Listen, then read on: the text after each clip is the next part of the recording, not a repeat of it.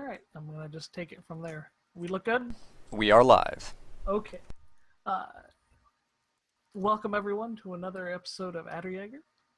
We pick up where we left off several weeks ago, um, unfortunately as life intervenes, right after a major fight in the forest on the path to Stuttgart. The group had discovered a destroyed carriage belonging to the Order of St. Michael and had recovered its very valuable cargo. But some of the party had taken some damage as well. After a night of rest, the party is able to rise. The guards have been on edge all night, many of them talking about how this attack so early had been a bad omen for their trip, but no one seems to have left or quit or in any way, shape, or form seem dissuaded, just they seem much more on edge than usual. Breakfast is quiet. There's not a lot of idle chit-chat going on. And with that, the rest of the party awakens to a new day.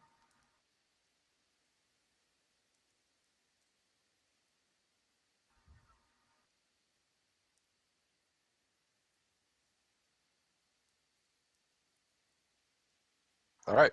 Well, Zygmunt will get up and fix breakfast for himself. And I can't remember who found the note. Was it Jurgen that found the note? Jurgen Yeah. found the note. Okay, did he fill us in on?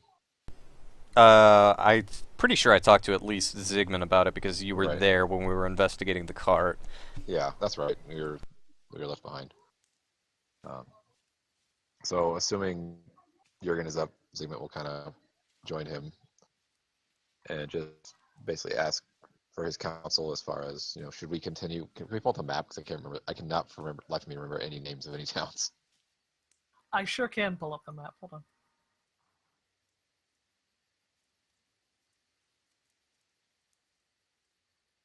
And they were heading to Leonberg, is that right? The cart was heading to Leonberg. You Right. ultimately We were are heading- headed towards Stuttgart. Yeah, that's right. Okay.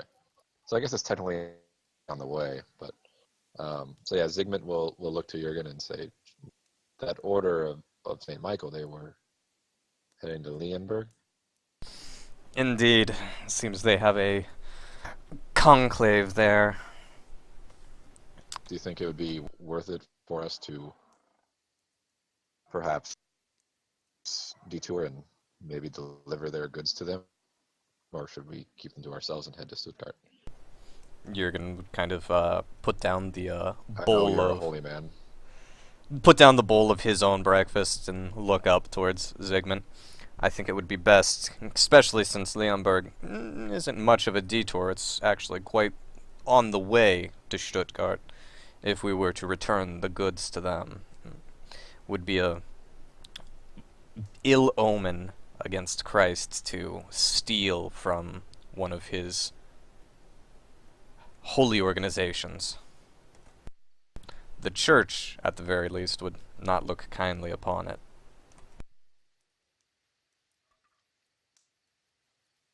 Zygmunt just nods. I assume the vast majority of our company would agree with that. There's enough stacked against us in this world. We don't need the holy stacked against us as well. Elena would kind of make a sour face and just be like, we could use these supplies. She has a point, yet if the Order of St. Michael would discover that we had raided their wares, even though they had lost it in this conflict, it would not look good on us and we may earn their ire. We might earn the ire of the church as a whole. The Order of St. Michael is blessed by the Pope himself. It would be tantamount to heresy to steal these things. And truly, that's what we would be doing. We did not save their men. We did not come to their aid. Unfortunately, we were too late to rifle through their bodies and take for ourselves is truly a deadly sin. You both have good points, but Jurgen probably makes the best point of all. Our company is still in its infancy. We can't afford to make enemies of such a vast organization. Fine. Never mind making an enemy of the Holy Father himself. The Holy Father hasn't exactly blessed me, you know. Perhaps that is a lack of diligence on your part than the divine himself. Elena would give Jurgen the brightest, best smile that she could possibly sarcastically muster, and say nothing else. Jurgen's gonna go ahead and pull out that little black book of his Oh. and make a note. Heresy is afoot. Elena lifts her foot. Where? Well, that being decided, as you all are discussing what to do, Storch actually hobbles up to the campfire. Says, "So are we taking the same path? Are we going to try to go around that wreck?" Well, how much time would it cost us to go around? About an hour or two. A little steeper, though. Jurgen would look up to Zygmunt. I think it might be best for morale to avoid the men having to march past that carnage. That's exactly what I was thinking. Plus, we don't know if the thing that sheared off those axles is still out there. Agreed.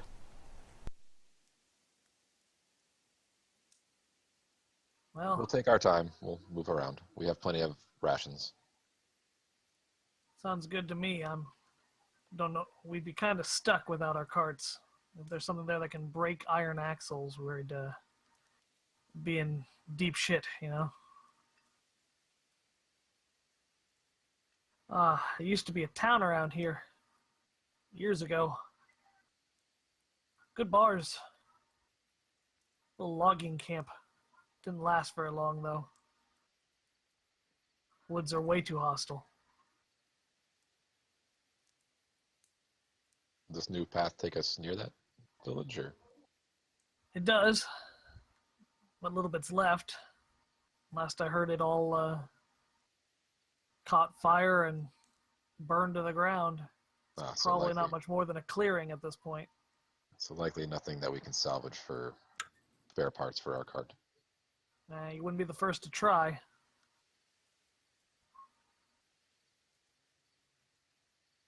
Rita, come help me with that horse. She would go do so.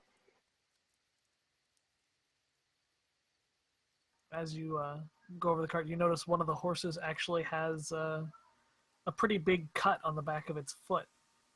Not the hoof, but the word. You know the better word, personally, because you know horses. Fetlock is the word Yes, you're looking for. there you go. Just above the hoof. Mm-hmm. Actually, that's oh shit, there's another word for it, but it's not relevant. It's not too deep, but obviously any strain, especially on a long road, it could get infected. Do I have the supplies to treat an animal's wound? You do. Okay, can I try to do that? You sure can. You wouldn't be using stock. I would not recommend utilizing black bile and adder blood Yeah, on horses. that's melancholic, right? Yes. Okay. It's a realm of the mind. Okay.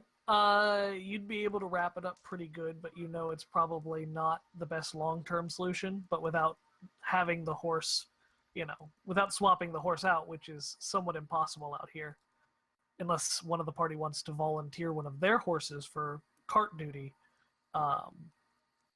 it will have to do until you reach a better settlement. Okay. But the risk of losing the hoof due to infection is a real concern. Well, If we need a there's horse there's to, no risk of losing the hoof. The horse is dead. The hoof does not come off, and then the horse keeps living. The horses are melting without their feet. That's what I was implying. Yeah. Elena could offer up her horse and would if asked. Or if, like, she overheard this. I don't know how close this is.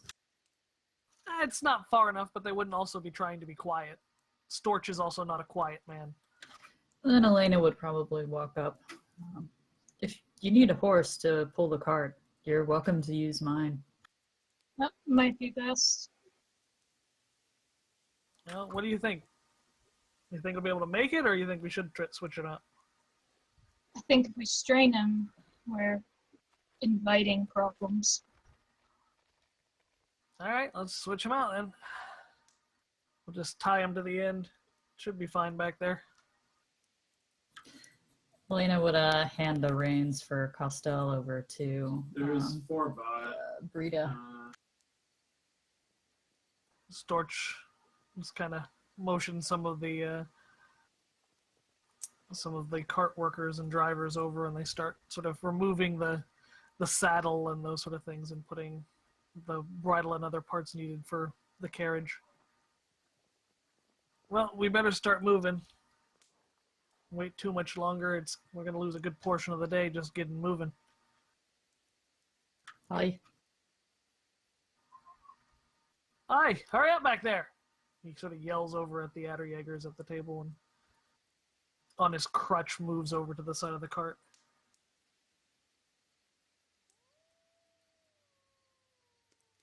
Yeah, Zygmunt will clean up and order everybody to tear down their tents and pack up and get ready to move out.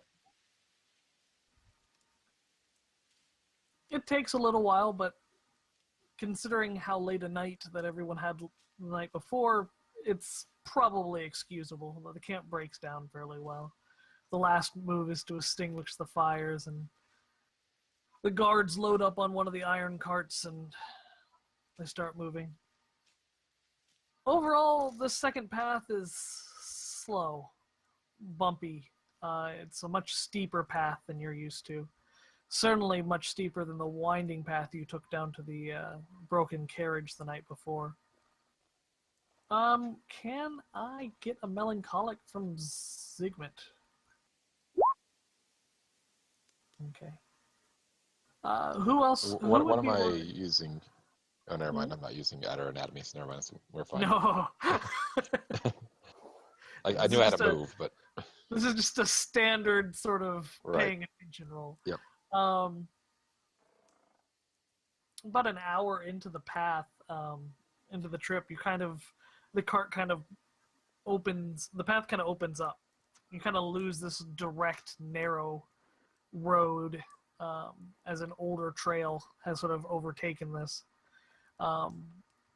There's evidence of an old fire here, but not much evidence of human settlement.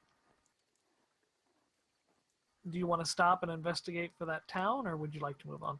I'll just call out to Storch. Storch, is this where that logging town that you mentioned earlier, or is it further down the path? Storch kind of looks around and spits off the side of the cart. And it's around here somewhere. It looks like it. A fire spread for about 300 acres, I was told. What caused the fire? Well, we don't really know. The town just was there, and then the next day we had merchants pass through, and apparently town was burned down. So were there any survivors? Surely there had None to that be. we know of. None of my kin, though, for all I know.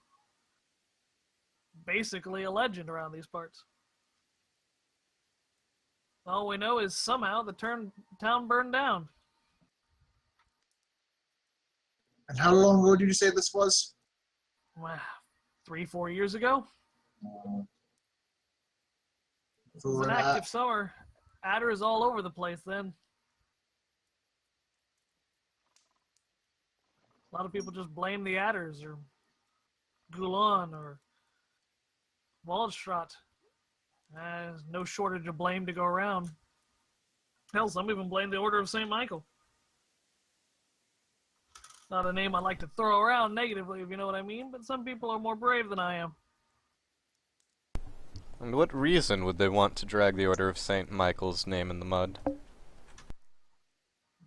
Not Waldshut aren't known for burning down towns. No fire and adders. Gulan, well, Gulan are just strange, crazy things. Men burn down towns. You have a point there, Storch, but there's a number of organizations you could perhaps blame that aren't the Order of St. Michael's. Bandits, brigands, perhaps. Oh, I agree completely.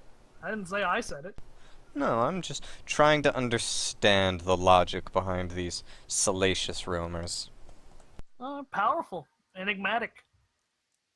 Most of them can't talk. Hard to confirm or deny. Rumor spreads. They make no comment. And it just sits there. Like the ash on the trees. Not true, not false. No way to know. Jurgen sort of nods slowly before stepping away from the caravan. What do you think, Zygmunt? So Zygmunt's already kind of dismounted Adalbert, and he's kind of walking towards the fire, and he's knowing what he knows of adder. He basically wants to check and make sure that there was no sign that an adder was responsible for this, because if there is, this might be their responsibility now. It's definitely an old trail, so I'm definitely going to need an actual success on this one. Right. So, I guess melancholic again. I believe so. Yeah. But you can probably use your adder anatomy if you want. Oh, well, that yeah. actually succeeds. There is no evidence of some sort of adder fight here.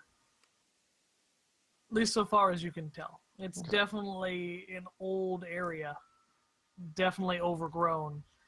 But there's no craters, no great upsetting in the ground. It's not uneven. It doesn't look like there were explosions or attempts to fight back. You don't see, piled, logs that might have been defensive that typical, non-experienced fighters would put up to try to defend against adders.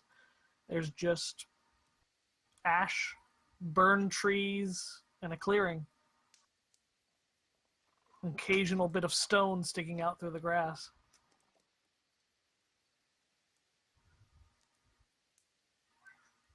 More importantly, there's no, large opening. A large adder, when it moves through the forest, it creates a path. Right. This is simply a clearing with an old road passing through. There's evidence of a massive fire, but nothing that forged its own path through this area. It would have had fallen from the heavens and then returned the same way for it to have been an adder. At least a large adder. Right. So Zygmunt kind of stands up and dusts off, or wipes off his hands and says, well, it wasn't an adder. But, so, it happened such a long time ago, there's no guarantee that whoever caused it's even still in these woods. I think just press on.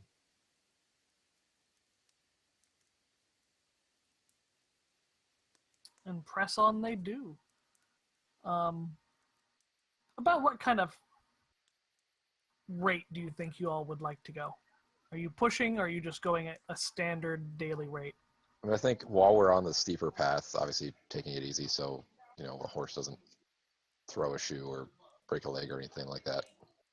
But then as we get into a little more flattened ground, not push the pace too much, but obviously pick it up a little bit to try and make up for the lost time. Okay. Again, we're still pretty early on. We're not really pressed for rations or time.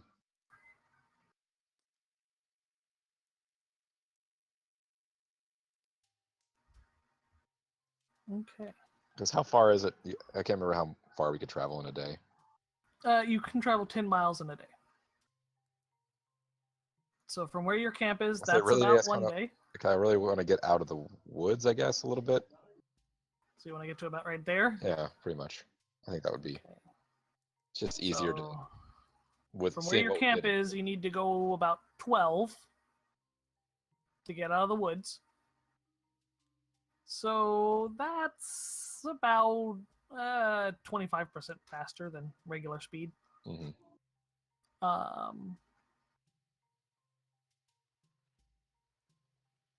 So let's do this. Okay. Someone give me, let's see, 300%. Someone give me 2d6 plus 1, please. Anyone. Somebody else can roll. I've been doing all the rolling. Rita, roll What? for us. Too late. Or Cogwell, okay. 9, okay. That's pretty good. You are actually going to be able to make that mark. But unfortunately, that horse trips and falls behind the cart and is actually dragged for a little while. Not very How far. did no one notice that? Oh no, they noticed it, but it's hard to stop an iron cart. Ah, It's heavy. Has momentum. Has momentum, especially on a steep path. So, Oof. if you want to investigate that horse, Rita. yeah. She's gonna go back and see how he's doing. They make us have an old Yeller moment on the road.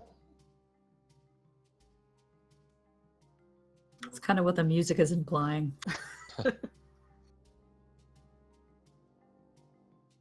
Anyway, as you get back there, you can see that the horse is actually twisted its hoof, and the gash that you had bound up has now opened fully again. When you say twisted, are bones like in play here? No, but it's gonna hobble at best behind you. Okay, nothing's broken though. It just like strained something. Nothing's broken, but it will slow you down for your next leg of the trip.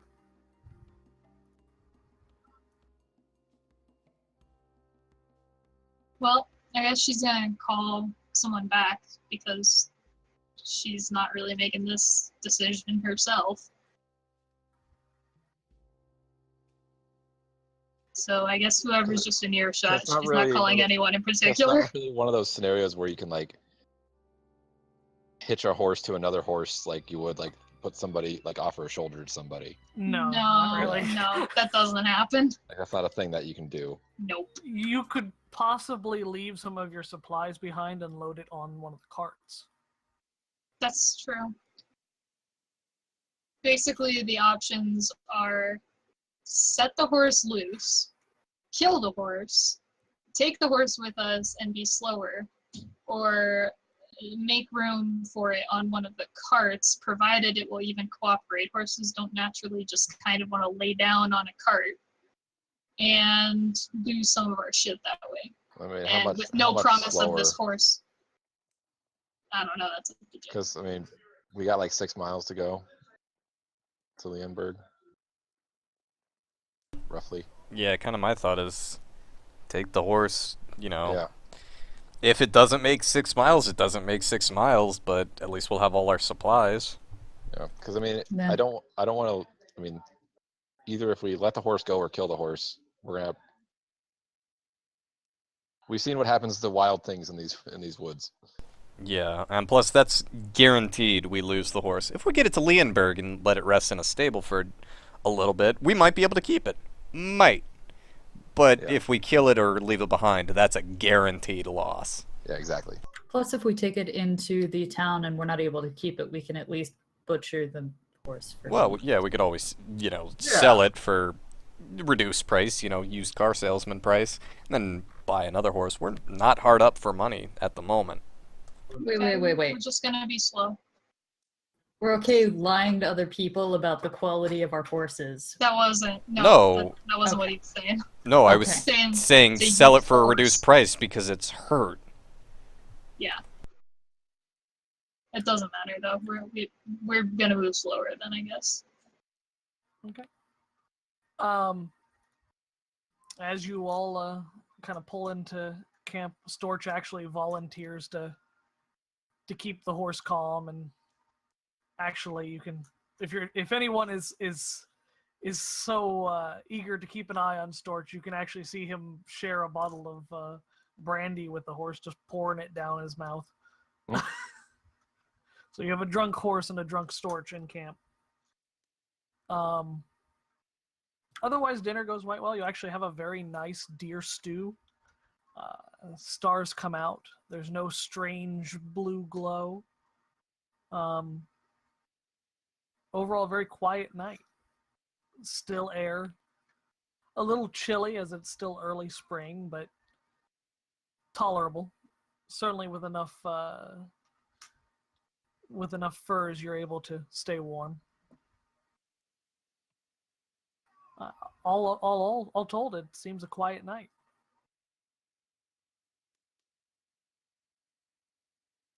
You'll decide you want to bed down, or is there something more pressing on your minds?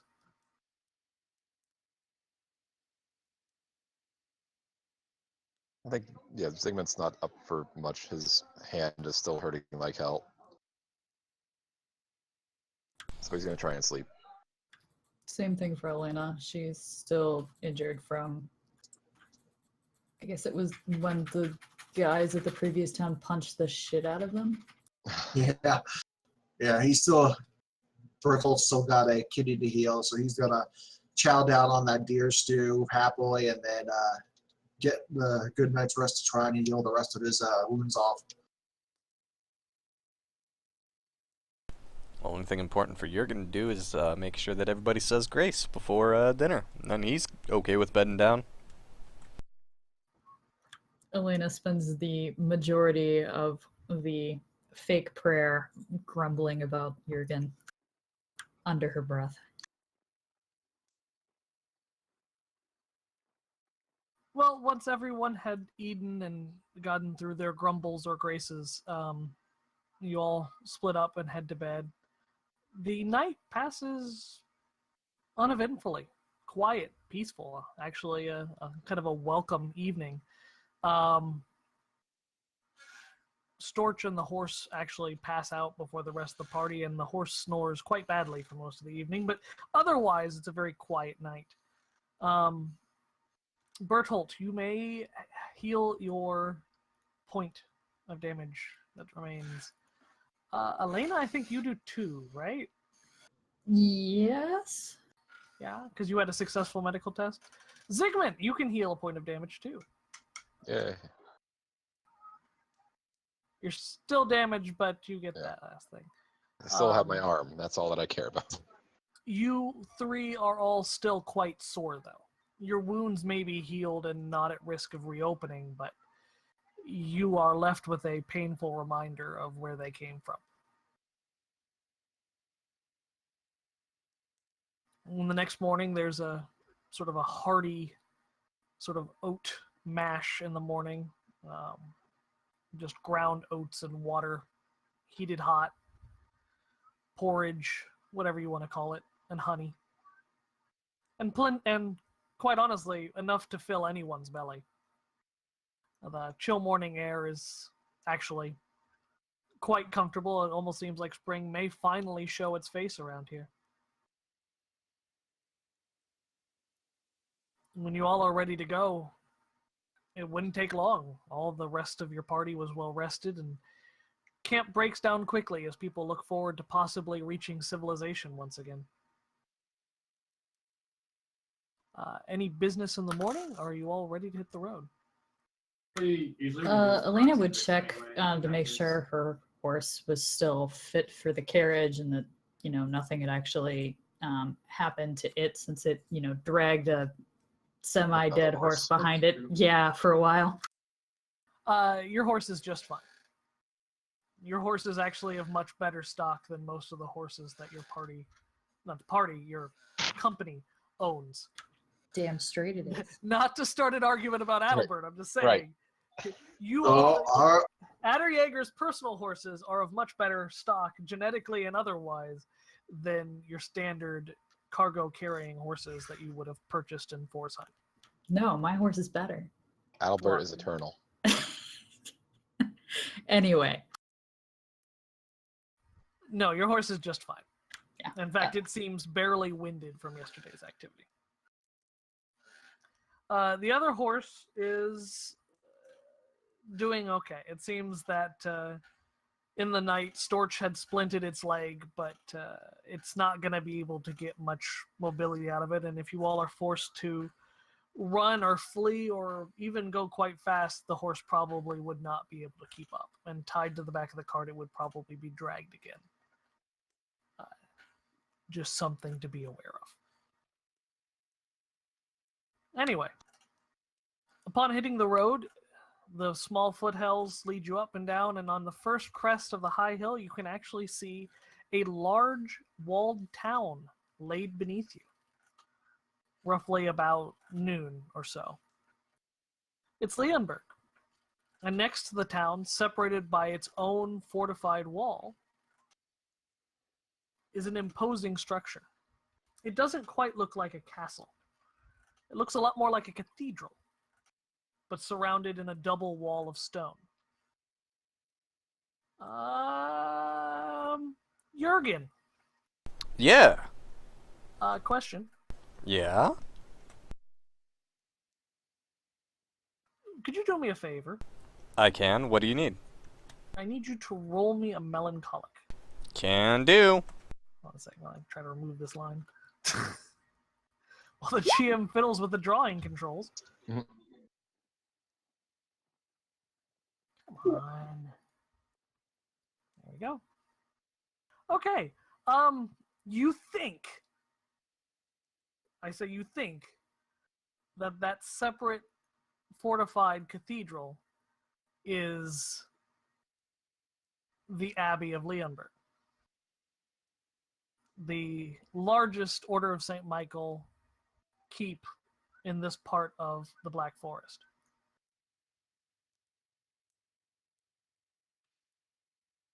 You're still a few miles off. In fact, you can tell it'll probably be about sunset by the time you reach it.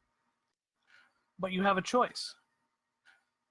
You can attempt to call on the Order, or you can attempt to enter Leonberg proper.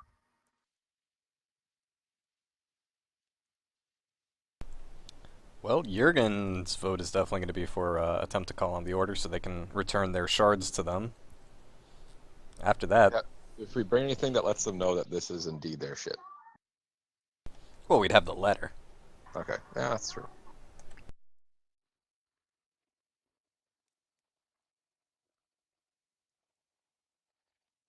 Any other opinions?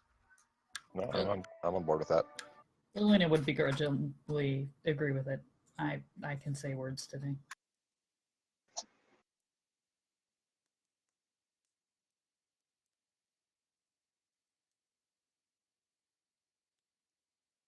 Brita, any opinion?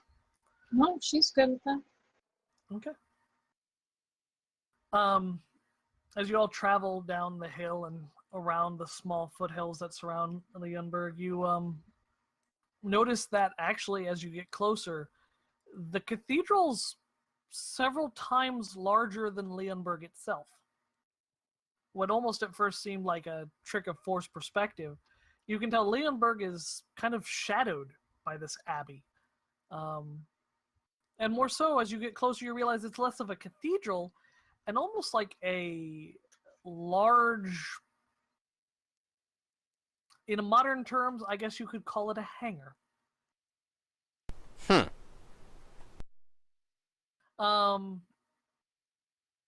It's actually connected directly to two ends of the inner wall.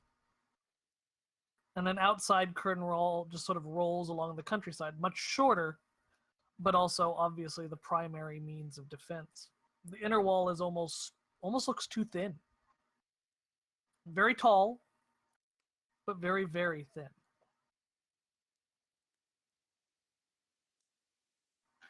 As the sun begins to set, you close ever closer on the abbey, and you notice it has not a drawbridge. In fact, it's strange. It almost seems like it's welcoming. It's a larger entry bridge than you may have ever seen on any town, probably wide enough for 4 or 5 carts to go side by side towards the main door of the gate. And instead of having a massive gate by itself that you can open, there's actually 2 small towers that kind of come out and ring from the outer wall and end right on the edge of the bridge, with a 3rd tower sitting right in between, almost like a tollway.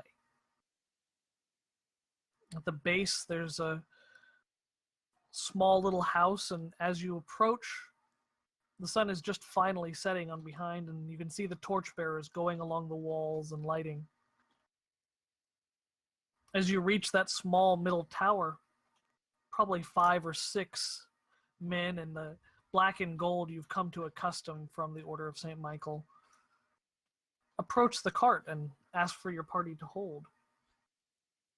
Storch sort of grumbles at them being so forceful as they kind of push forward and physically stop the horse before traveling between the 2 openings there. Almost as if they're not allowed for most people to pass through the small line of going from stone to wood that makes up that center section.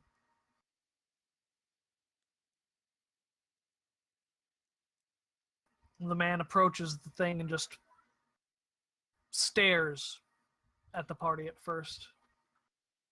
There's no words of dialogue transition, but he just sort of stands there waiting. There's no threat of force, but there's no permission to go forward either.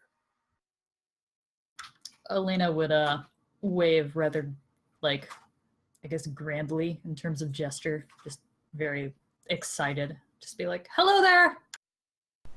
Jurgen would go ahead and step forward. Hello, we are, and our name is the Gotterdammerung, right? We've agreed on that? That's our company What name? we all came up with earlier. Cool. Alright, just, again, being sure. We're the Gotterdammerung. Unfortunately, on the road to Leonberg, we've come across one of your caravans ambushed by, Gulan. They were carrying goods to the abbey here, and we've sought to return them.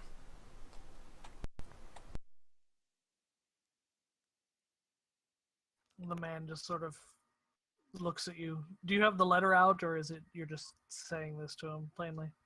Well, after saying that, Jurgen would sort of present the letter.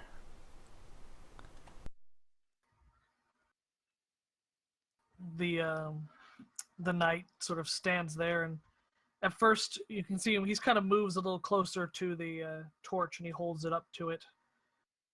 And then you can see he actually reaches forward and pulls open a part of the pierced metal grating that they all wear as sort of a de facto mask hiding their visage. And can I get melancholic rolls from anyone who wants to actually try to see what this man's face looks like? Yeah, sure, why not? Elena sees No. nothing. Well, shit. Jurgen sees nothing. Zygmunt sees. Zygmunt, as he pulls the mask back, maybe you're just at the right angle for the light to catch it. Bertolt, you'd be able to see too. You can see that the man's face is just absolutely covered with scars. His right eye is gray and almost sort of puffy, as if it had been attacked or almost punched. Why are we rolling 1d100? Rolling for sanity. Okay. It was a joke. His around his mouth, there's almost like bite marks, deep old wounds that sort of stretch towards the lips there. He seems old, probably in his 50s or 60s. Wounded, obviously some kind of experienced warrior. There's He just kind of like has to hold the note just right to read it, because he can't read quite so well through his mask. But he's not quite turned towards you all either. so as long as we don't make eye contact, then Zygmunt won't do anything.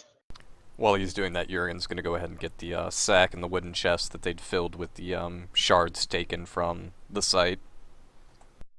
The guard sort of pushes the hinged grate closed with a sort of a very quiet, almost mechanical click, and then looks at you all. You can see this head turns as if to almost intentionally scan you all over and let you know that you're being scanned.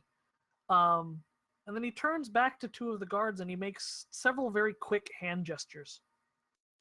Not so much pointing as sort of, marks like fingers in the shape of a claw, and then hands together, and then a fist, and then a thumb surrounding other fingers. What you would imagine in a sense like sign language, except their own specialized form. Can Elena ready her weapon? Because this kind of makes her uncomfortable here. You sure can. I don't know if it'll do you any good, but you sure can. Yeah. I'm not gonna do anything. I'm just like a little bit nervous. I don't. Elena doesn't like Just what they're casual hand on the pommel of the sword type. doing. Yeah, that kind of thing. I mean, Zygmunt's not necessarily going to argue and might be doing the same thing, but again, nothing openly.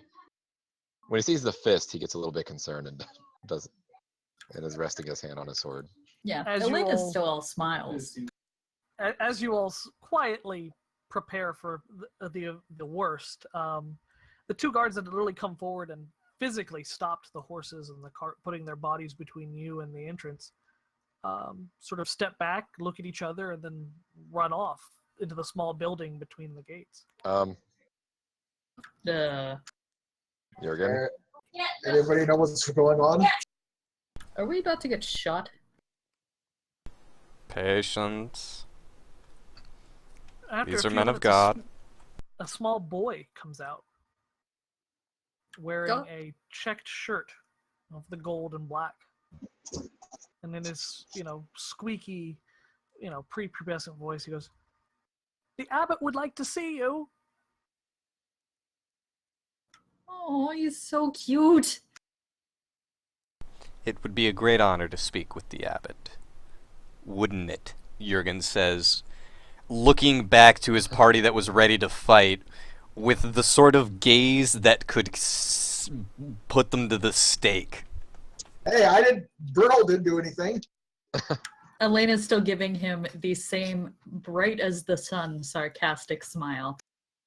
Zygmunt's just stone-faced, but he moves his hand away from the pommel of the sword. Elena raises her hands like in a disarming gesture.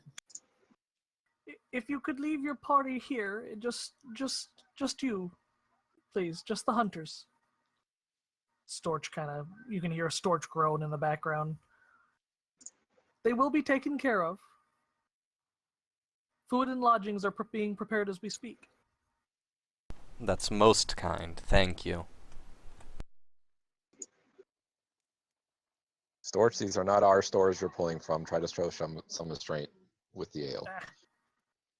I'll drink what I want. And Men of try, God, give me ale, I'll drink ale. and so let's try not to lose any more money in gambling with these men of God. Who could they tell? I don't think they'd let me live. Can't run very fast these days, But when I was a younger man, the winnings I ran with. Such good days. They were really targeting me. Elena That's puts very a hand on his shoulder. Just, if you do get into a tussle, make sure you give him a good one for me. You don't fight armored men unarmed. They just break your face and leave you. That's why I Look at said those to try to gauntlets. get one in. Go on, see ya, Abbott.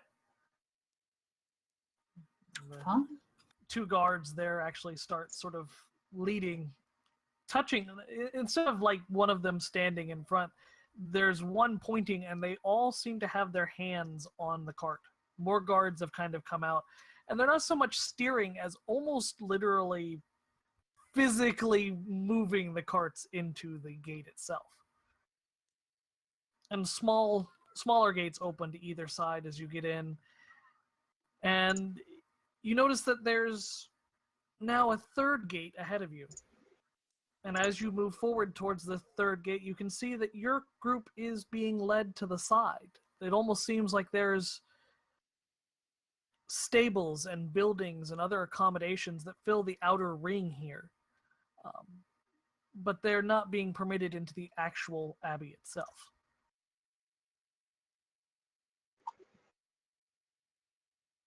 The squire or the young man, you're not quite sure which, depending on your familiarity, sort of quickly leads you all through a small door in the large gate. This way. And you go through the gate and you're met with a solid wall. And along this wall are probably 8 or 9 soldiers of the Order of St. Michael. And as you all step through, the small gate you'd come through slams closed. And almost as if practice in uniform, all 8 guards draw their swords. They don't approach, but their swords are out, and they all take 1 step forward with their left foot. Elena again has her hand on her weapon. She's like, hey, what's all this about? Jurgen's gonna go ahead and put a hand out towards the party to just be like, alright guys, chill. Chill. So after having seen the scene before, Zygmunt will actually be a little bit more relaxed at this point. There's sort of a long pause when you can actually hear whoosh noises from along the walls as oil lamps are lit. And after another minute or two, you can see a small man, probably in his 70s or 80s, emerge along a wall parallel to where you all are staying. And you can hear his voice carry out, "We welcome you for your act of kindness, but I'm afraid your weapons will have to stay here. We do not carry weapons within these walls."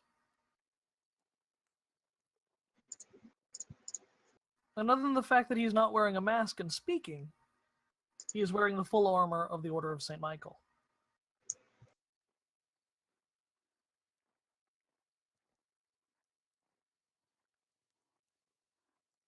And the squire sort of turns around and starts going up to everyone and actually approaches Zygmunt first. Zygmunt will kind of give a sideways glance to Jurgen and then work on undoing his sword belt and his, I guess he probably has like a dagger or something like that as well.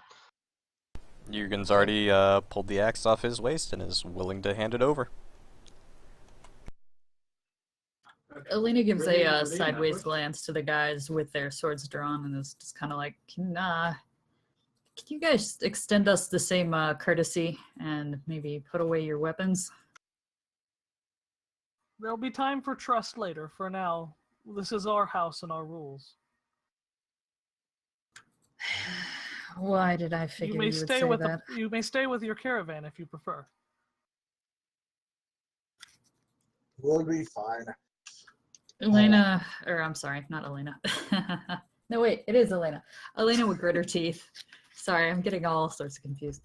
And hand over her weapon. Elena, if they meant us harm, it wouldn't matter little if we had our weapons. Donald would hand over the poleaxe and his arming sword. Boy, but I'd still like to give them a good, walloping if they decided to try to go after us. I'd rather die fighting.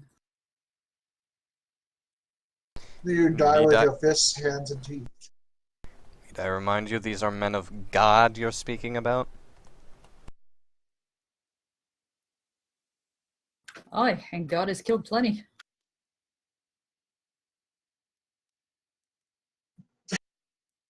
Just casual blasphemy. This is not the time or the place. Jurgen's holding on to his little black book. I have a feeling he's going to need to make a few notes in there. Well, having collected the weapons from everyone else, he approaches Brita and Elena. She hands The poor over squire them, no is- complaint. The poor squire is, at this point, quite overloaded, but is doing his duty. Also, real quick, heads up, Jay. Looks like OBS is dropping some frames right now. It's so far only been about 10%, but if it gets worse, I may have to cut the stream. Okay.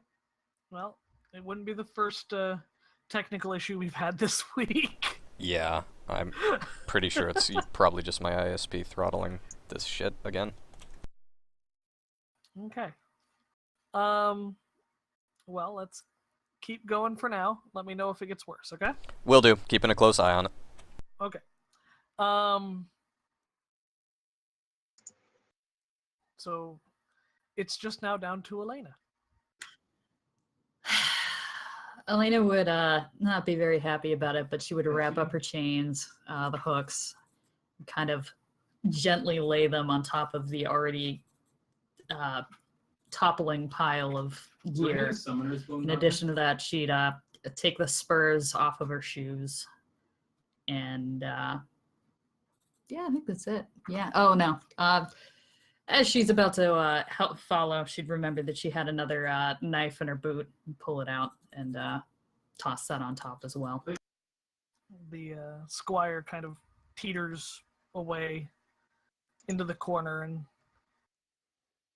the guards there seem to sort of wait for a second to see if anyone has anything else they want to disclose, and with nothing else, the guards resheath their swords and kind of take 2 steps back, and they form into 2 groups of 4, kind of splitting down the center, and the wall rotates as 2 halves.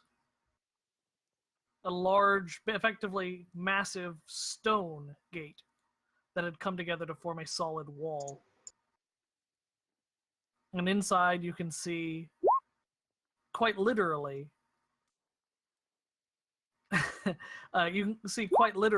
the inside of what looks like the largest cathedral some of you have ever seen. And hanging from the ceiling are the remains, reconstructed, of several massive adders.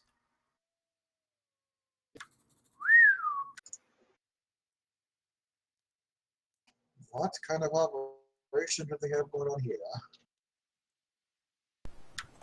Just as Bertolt says that, the abbot, the older man that had spoken to you, comes down a set of stairways behind you and says, "Please, enter. I'm sure you have many questions, and unfortunately, since we don't have guests very often, we may take us some time to get your rooms ready. We live a fairly Spartan lifestyle. But please, come. Are you hungry? Have you eaten?"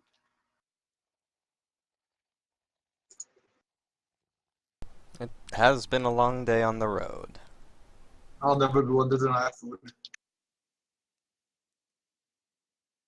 I'm sorry, could you say that again, Zach? I didn't hear you. I said I'll never be one to deny food. Okay.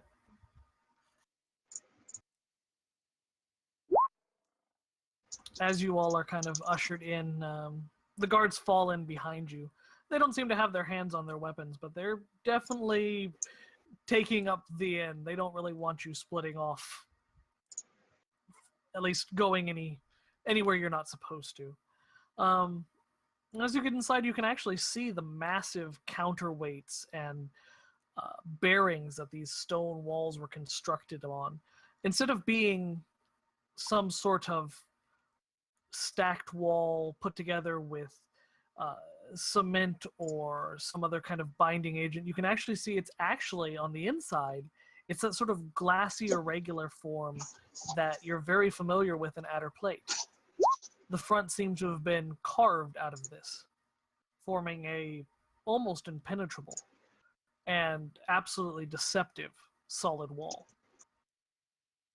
And inside there are massive running wheels and water wheels and leather straps running all about that turn axles and spinning plates, and you can hear the sound of metal grinding echoing from off in the distance. This is a strange collection. Instead of having individual rooms, it is a massive open air area.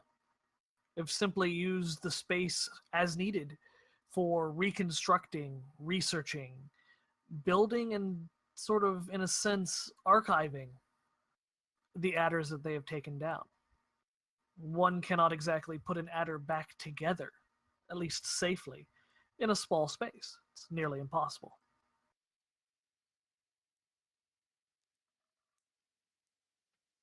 Seeing all this, the abbot would turn to you and say, "I realize it's quite shocking, but understand that these are quite safe. One must understand their enemy, of course." They are separate from the cores that animate them? Oh, very. In fact, as you can see, we don't allow any cores on this floor. It's all done by manual and water power. Elena would raise her hand. Yes, miss? You said we could ask pretty much any question? You may ask any question that you can come up with. What's with the hands? The glove things that you guys wear? Oh, many of us have lost our hands. The abbot kind of shows you, and there's sort of a clink, clacking noise as his hands open, but not obviously by any kind of free will. They are mechanical. We connect them to the shoulder joint, and when we move the arm, we push forward, we can disengage the locks as necessary. Yeah, so that was also Elena blinks and is just kind of like in awe of this. It allows us, makes it quite difficult to drop one's sword, even when being thrown about, or to lose grip on a plate, as it were. Of course, it did require some sacrifice. Can you not throw things then? Those of us that have not lost our hands, but unfortunately, adder plate is, well, let's just say the amount of force that happens when two plates collide is quite sufficient to make the use of such hands beyond comprehension. Elena would be, at this point, just kind of effectively shut up. Any other questions? Zygmunt's just kind of staring in awe at all this. And then finally pipes up. He's like, what have you learned? Oh, many things. They are truly, truly evil. But in a sense, like all evil, it is astounding. Sometimes in its heresy, sometimes in its brilliance. Can you explain that? How could something that basically has no thoughts be truly evil?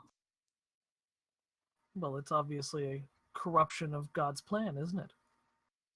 They take what was here Indeed. before them and corrupt it to their needs. Is that corruption not by itself evil? Elena would open her mouth and then promptly shut it and just kind of look a little puzzled. Is that the reason for... And Jurgen sort of pauses for a moment while thinking how to formulate exactly what he wants to say before gesturing towards his face. The vows of silence amongst your brothers? So that this knowledge isn't disseminated amongst the folk? What you call a vow of silence, I feel you may misunderstand. It is only because you have returned something that was lost to us that I share this with you, and I share it with you in confidence that you will appreciate the reason why we do so. Those are not vows. Those that cannot speak have sins that they would rather forget, and as such have sacrificed their right to speech. You cut off their tongues? No, ma'am, we do not cut off their tongues. They do. Such devotion. Elena would look a little sick. Have you never felt regret? Wanted to make clean mistakes of your past? Of course. She's on his near top, by the way. It seems such an these men, extreme. some of these men have committed crimes that there is no forgiveness for, but they still know that they can serve a higher power. Death is final. God will judge them in time, but there is a definitive need. Now, on God's earth, that they do the work they do. They were killers, murderers, some of them the worst of all. But God calls us all in our own special way. And those that are willing and capable and not all are, can perhaps still do some good, knowing that they will die, knowing that they have given up their identity and their ability to speak, and thus never speak of their sins or gain any recognition for their actions except to the glory of God. They do so willingly. That's truly. Elena seems to be struggling with the words. Unique? Awe-inspiring. That's what I meant. It is not a path for everyone. Obviously, we don't tolerate the unrepentant, of course. Clearly. But we also feel that we can all do good, despite our sins. For we all are sinners in the eyes of the Lord. And he kind of crosses himself. Jurgen would reciprocate the cross and kind of bow his head slightly. But surely those are not the questions you have. We are familiar with all the stories that pass about. So please, in your one chance, feel free. I will not take offense. Well, This is my gift. what is you? Though God's book is your true goal, what do you have more earthly ambitions with the study of these adders? Have you reaching a specific project of some sort? Of what do you mean? Do you mean Well, is there something to be done with the adder problem? Well, has your work borne fruit at all? Of course. We have taken more adders now than we ever have. We have better training, better understanding. We move quietly. We gain no regard. We have no need of the civilian comforts that face most hunters. And we are effective because we are not held back by such earthly wants. Is there any new weaponry that you've come up with out of this research? Yes, my dear. Will. Pure willpower. The need, the hunger for the defense of the divine has been proven to be an exceptional weapon against the adders. And knowledge. We understand how their plates move. We understand how their bodies form. We're able to get even more processes out of the black bile than even the most trained apothecary. But mostly, we're willing to sacrifice. Most hunters, and I hope you will not take this as an insult, are only in it for the glory, for the money. We take no pay, only the carcass, because that is the only thing of actual value. We not only remove the evil from the world, but we take it for study. We take it for processing.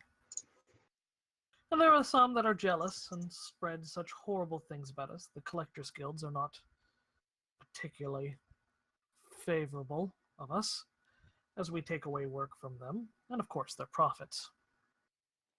But man will do what man will do. We don't think in such short-term goals. Our only goal is the long-term eradication of the problem, the return to Earth to the Lord's divine peace. A truly noble goal, I think we can all agree. Have you worked with hunters, perhaps, before? I know you mentioned the evils of the collection guilds, but... Hunters are, and I will admit this, frankly, a complication.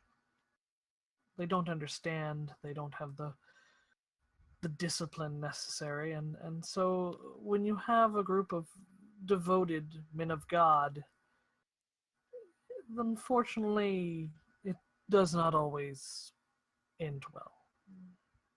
Though devoted to our cause, some of our members, their past sins, they can slip. And we like to remove that temptation. So we typically isolate ourselves.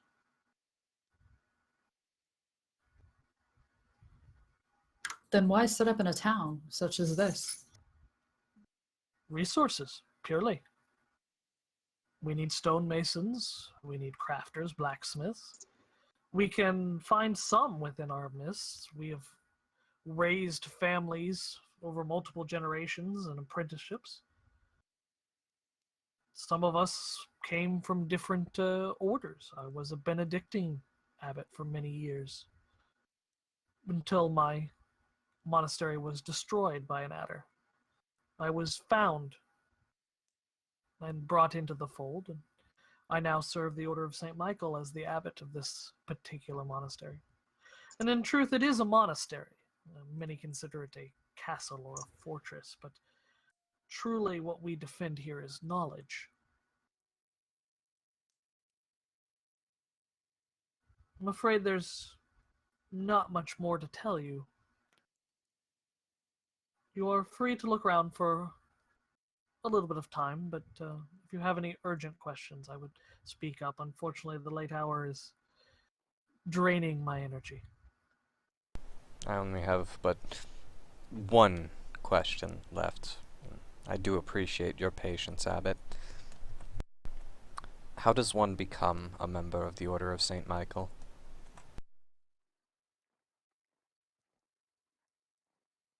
One has to be called by God to the Order of St. Michael to find themselves as close to hell as one can and seek out, not screaming for retribution, but the divine will to receive retribution upon oneself. It is sadly not something I can tell you is recruited so much as discovered.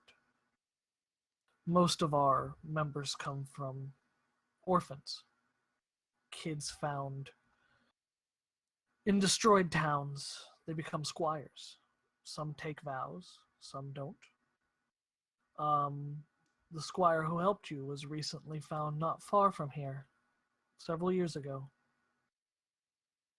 We brought him into the fold, and he serves us now, and we'll serve the monastery until he's old enough to either choose to join the order or take a vow of silence and leave. Unfortunately, the things he has seen within these walls are not meant for the outside world. The implication there sounds like if he were to ever decide that he might want to leave, that he would not meet the best of ends. He would have to make sacrifices.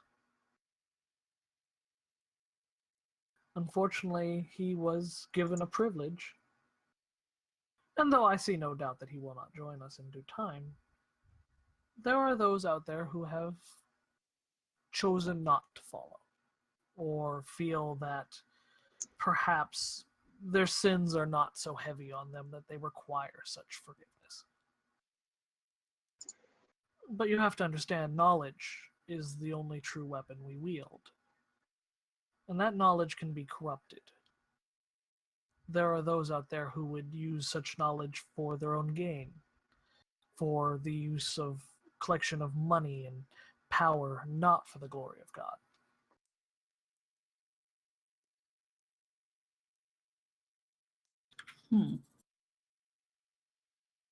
It is, I admit, it is somewhat hard to come to terms with, but he was given, he would not, for example, simply be mutilated and forced out. That's not how this works.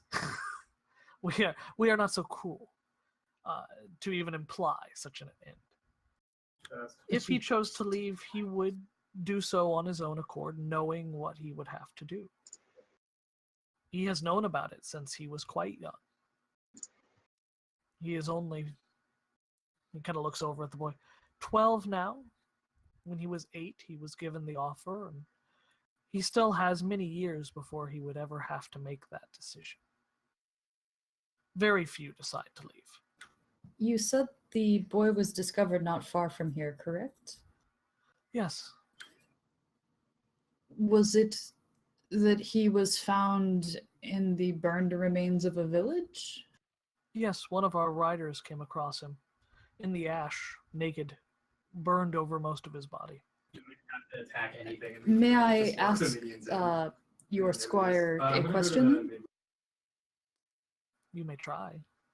He doesn't seem to remember anything of the night. Elena would frown and... By the way, the squire is not with you currently, just so you know. Yeah, He ran Elena off with your weapons earlier. well, duh. No, Elena would just kind of frown and puzzle it over for a while, but not immediately call for him. One of the knights would step forward out of sort of a area covered in work tables with small bits of vials and sort of, I guess you could call it, you would almost call it a medieval chemistry set of burners, little pitch burners and glass vials, distilling equipment, etc. He steps around and kind of nods to the abbot, and the abbot turns to you and says, "Well, it seems that our time together has come to an end. Your rooms are prepared. I hope you have a wonderful evening.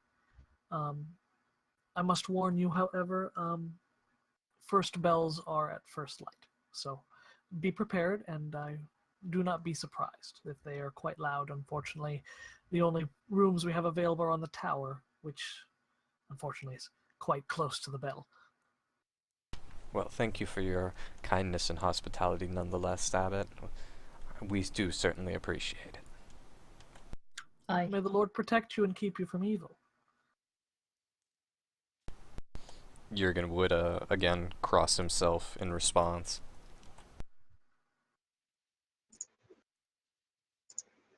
And the abbot kind of motions towards the knight, and the knight sort of steps forward and motions for you all to follow him.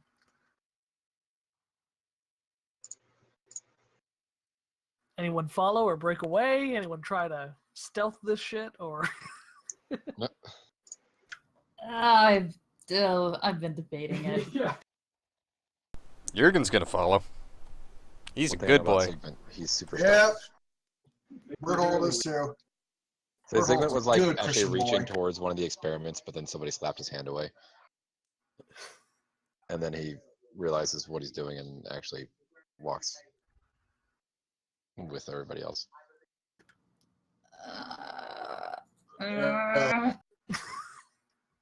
It's not your only task, of an only chance. I'll say that much. Yeah, it's gonna be Brito or Alina that's gonna get in trouble. One and a Why am I in trouble? I have been behaving myself this entire time. You gotta throw me under the bus like that? You can't bleed your way out of this one. Elena's gonna try to break away, explore the abbey under less watchful eyes. Okay. I'm gonna definitely need a roll for that. Oh, and then that's how we got kicked out of the abbey. Can I, wait. Can I intercept her stupidity? No. All right. Sorry, If it Elena. was a I partial tried. success, I'd say yes. Get fucked. Nope.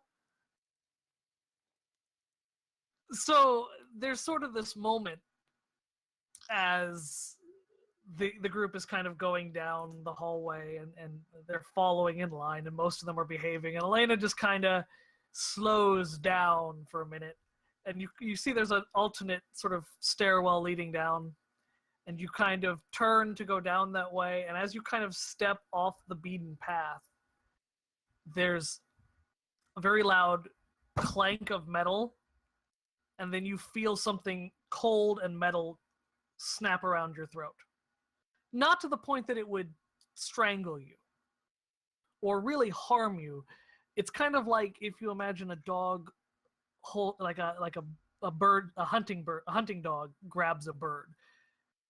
So it's the threat of force is there, but it's not been applied, as the metal gauntlet just kind of erupts from the shadow and catches you. Elena would let out a gurgling squeak, kind of just raise her arms instinctively to just be like, "Look, I'm not doing anything." Frozen in spot. as you kind of put your hands up and look around, you notice a very tall man in a black gauntlet, probably about 6'8", 6'9", very tall, almost unnaturally tall. Kind of lift you off the ground slightly and put you back on the path, and then there's another click, and you can feel that cold gauntlet separate from you. And he just stands there. He is now the wall behind you. Do the rest of us hear this happen? Oh, I'm sure. I say, hopefully Zygmunt didn't see it happen, because last Well- time that happened, Oh, bad things happened. oh, I'm like pretty sure Britta's just sitting in the back with her, and she's just standing still watching this happen. And she's like, Jurgen- "Alright, is it out of your system now? Let's go." Jurgen would whip around, and you can see his face flush red. You ungrateful idiot! How dare you try to trespass when they have been so kind to give us lodging for this evening and share as they have? Has the word trip not come across your vocabulary, sir? Oh, Trip, you expect me to be some sort of imbecile to believe that you just happened to trip into his gun. Sir, keep an eye on this young lady. Please keep an eye on her close. I have some very detailed notes about her indiscretions. He's gonna tattle on you, Kayla. Zygmunt just leaves the room. I don't need to be here for this. Berthold does too, but he's laughing. Can I try to give the most innocent looking face possible? What kind of roll is that? Sanguine? Please fail, and it'd Yeah. be it's She just sticks her tongue out. that's it. Her She face, literally Okay. just flipped off Jurgen. her face What- looks exactly like your icon in your profile. Yeah, That can face. what do I roll to crack her in the face with the little black book now? Hang That on, would be no, chronic. Britta's intercepting this. I'm not trying to implement harm clock. I'm just trying to hit her in the face. Well, it depends. Yeah, where's this If you common presence succeed, you that do Brita no has? damage. If you partially succeed, you do harm clock damage. Brita, calm this. Yeah, Britta is calming presencing the shit out of this, and she gets between them, and she just has her hands up a little bit, and she looks at Jurgen and she goes, "Maybe it's best not to be fighting in the house of God." Jurgen's got his hand up, the book in it, ready to just nail them both across the face Boy. with it. And again, Rita Sanguine. Oh shit, yeah, one sec. Elena's trying to make Calm the this, fuck down! Elena's trying to give this incredibly innocent, hurt look, and instead just looks mildly pissed off. And No, she's sticking her tongue out at him with a roll like that. yeah, Jurgen, we'll go with that. Jurgen, again, he's holding the book up, ready to smack them both, but as Brita gets between him, the red in his face intensifies until it almost looks like he's about to burst a blood vessel before finally he lowers his arms and just with an annoyed grunt whips around and starts following after Zygmunt towards their quarters. And Brita just turns and looks back at Elena, and she goes, "Maybe a little bit less of those stunts." Elena kind of sulks, and she's kind of gonna wait a little bit for other people to go, but she's not gonna stray off the path. She's just kind of hanging back a little bit like a chastised child, and then she's just kind of gonna sigh a little bit, and then start mocking Brita. Why don't you stop with your stupid thing? Brita just fucking ignores her because she's being 5 years old. Elena's shadow looms over her for the rest of the walk. Never saying anything, not deriding or chiding, just right there. Can Elena stop and like try to get a look at the guy's Don't face? fucking break check the guy, okay? You're in enough trouble as it is. You certainly can turn around and try to look through his mask, sure. Can you just fail that roll too, and then you just die on the spot? So you have to throw to the dungeon. Oh my god. Well, okay, so I need Seriously. to know what you're actually doing. Are you just turning around and trying to look him in the face? Yeah, basically, she's Okay, gonna like I was quick like- step, turn around, like kind of a quick gesture to try to catch him off guard and to look in his face. And apparently, instead, she's just God. gonna trip and fall. Okay, at this point, No, yeah, Zygmunt's no. going to turn around and just carry Elena away from. Just No, you toss don't her trip over and- your shoulder. You don't trip and fall. As you kind of turn around, you try to do this sort of like half turn to catch him off guard, and you just, when you finish that half turn, you realize he'd actually stepped into it. So when you turn fully around, you kind of go bloop, right into his chest and bounce off. You don't take any damage, but you're now effectively on your bottom, looking up at this 6'8" tall man wearing a mask, Brita Boy. turns on her leaning heel. over you, and he puts his hand out to help you up. She stoops down, grabs this woman This guy's by too the back nice. of her collar, and drags her to her feet, and turns around with her hand still on her collar, marches her back towards everyone else. Boy, I wasn't doing anything. Shush! Elena now under multiple guard. In the form of Brita, Jurgen, this 6'8" tall knight, and of course, everyone else chiding her about it. Eventually make it up the stairwell. And the knight that led you, at first kind of stops you all, puts his hand out to, basically universal stop here. And he walks down the line and he points to Brita and Elena, and then walks forward and points to the room. Basically Brita- signifying this is for females. I think Brita marches Elena into the room, and then lets go of her, turns and kind of gives the man a nod and says thank you. we don't have to then Before the Before you- door Nothing shuts, else is gonna Elena's matter. just like, I don't want to have to sleep with this bit, and the door Hey! shuts. As they sort of go down, there's actually quite a long distance before the next set of rooms, probably 20, 30 feet, a lot further than you would suspect for the size of a room, for example. But as you get down to the next door, he points to Jurgen and Zygmunt and points to that door. Jurgen still looks like a cherry tomato, but he's gonna quietly go right ahead. And as they kind of get to the end, there's another door, and he stops Berthold and points to the door. But then he kind of points to his armor, where he had been stabbed. The blood kind of, still caked on there, as sort of a, and he makes a sort of a quick hand gesture, which you don't really understand, but the body language comes across as, "Are you still hurt?" Oh, no. We,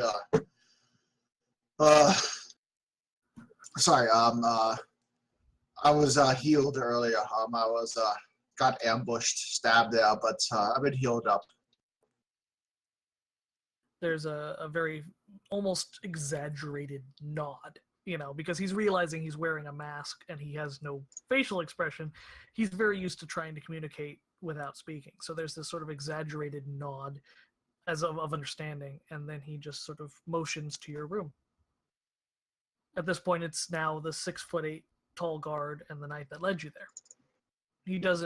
They don't follow you, but it's kind of like implied that you're the last person in line, so if you don't need Okay. healing, there's your room.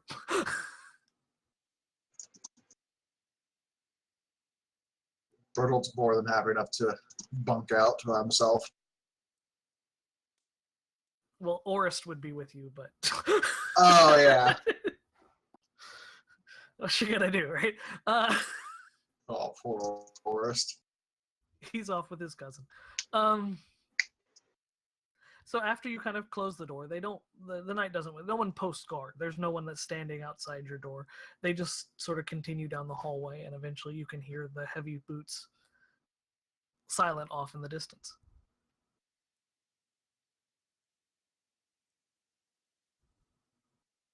So now you have choices.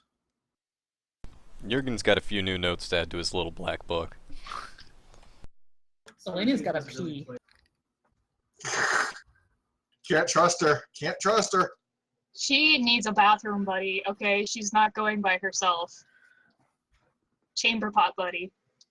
I mean, wouldn't there just be a chamber pot in the room with you? Isn't that usually how that works? I Yeah. thought this People was a that were- 5-star establishment. It gets its own room. That is actually 5 stars. To have a chamber pot is actually like that's big. I mean- Most people just sat on little wooden things and pooped into a trough that went over the wall. Yeah. That's where the isn't that was the for old the phrase, common people. too poor for a pot to piss in? Yeah. Chamber pots are expensive. But this is also before chamber pots were widely accepted. So you would not actually have a chamber pot. Oh, okay. Certainly you could fashion one. Apparently, Elena just, pops a squat over the What is window. happening? So what is happening in this bathroom? Or this bedroom, I should say. You all can go to the bathroom. There is a bathroom. Frida just wants to go to bed. Okay. But I mean, she's kind of got an eye on what the fuck Elena's doing because she's being weird. She's just curious. Sigmund's probably gonna spend the entire night trying to talk Jurgen down. Well, Logus just went AFK, but yeah, just breathing exercises. He went to the pot, He went to the window to shit out. So Berthold, you are all by yourself. There's no one to watch you. Huh. You can be the heathen Elena wants to be. Hey,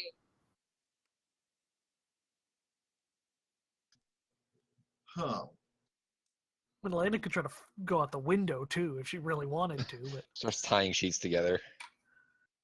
I mean, I never said that she wasn't gonna wait until Brita fell asleep and then try to sneak out of the room. Rita's just sitting on the bed, like lounging back, watching her with this fucking go the fuck to sleep, please. I imagine she also has her gun in her lap. Oh wait, but she. Yeah. Oh no, they got Yeah, confiscated. But Yeah. No, she would have. She would have had her gun in her lap.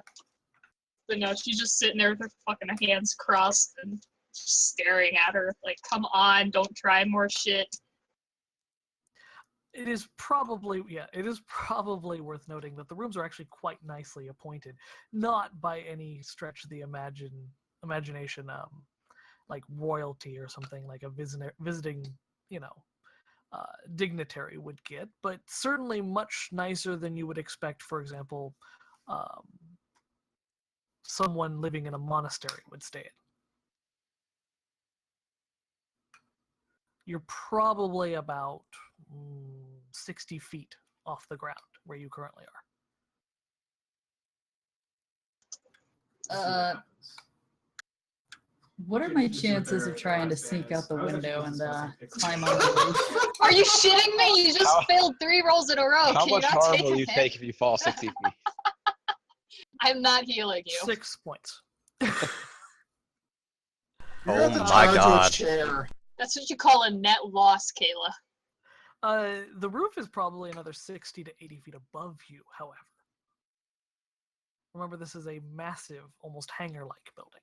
Well, so she No, still not has climbing. her I don't climb her leather straps that she uses for I was- tree I was climbing. trying to see if Can I it's on count there. that towards my let's see your climbing use? When you do something related to shitting me? climbing, add +1 to melancholic rolls. Yeah, A 6 is okay. still a miss. Oh, is that the most recent one? No, that was when she tried turning around. Okay, I thought so. I Yeah. was Oh, okay. Sorry, my bad. getting confused for a second. If she failed 4 fucking rolls in a Yes. row, Yes, You know, can you're use just that as you're count as +1 invoking for climb. fate right there. that's called Darwinism, and Brita is no longer stepping in. Yep. Yep. Ooh. Got it, bitch. Wait, Have a nice fall. it's a +1, so isn't that a success but something? Yeah. That A is partial? a partial success. Yeah, dumb you're shit. actually. How are you trying to climb? This is what I need to know. A lot of practice, mostly So she Try would to have climb got. up, left, right, down. We'll see what happens. She's gonna try to climb to the right first. It kind of depends on what the handholds and things look like. If she's probably gonna try to see if there's a way to climb to the right. look for the handholds, and then slowly move her way up top. I kind of wish I was the GM because I think this would be hilarious. But I'm gonna wait and see what Jay does first. That's an interesting strategy. Let's see how it plays out for him. Honestly, there's quite a distance between windows. You can kind of tell why. As you start climbing, you see these sort of almost massive vertical buttresses.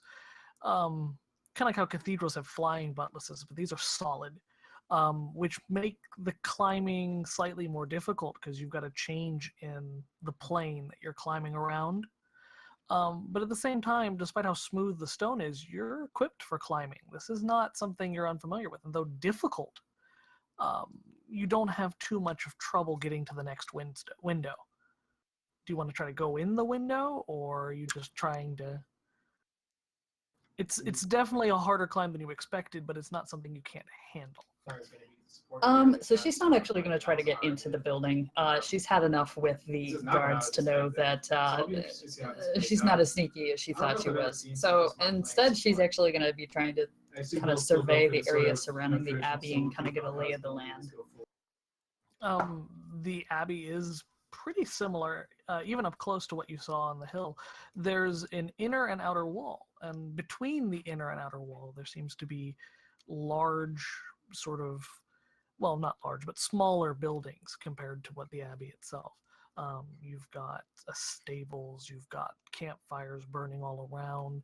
There's several buildings that you can see large amounts of, white and blue smoke coming out of that is a distillery for an apothecary. Overall, it looks like a very functional place, but it seems more importantly that now, even after the sun has gone down, this place does not seem to go to sleep. There's still people working, even this late into the evening. It almost seems like they're driven by a very powerful drive. Is there anything that seems out of place that she would notice?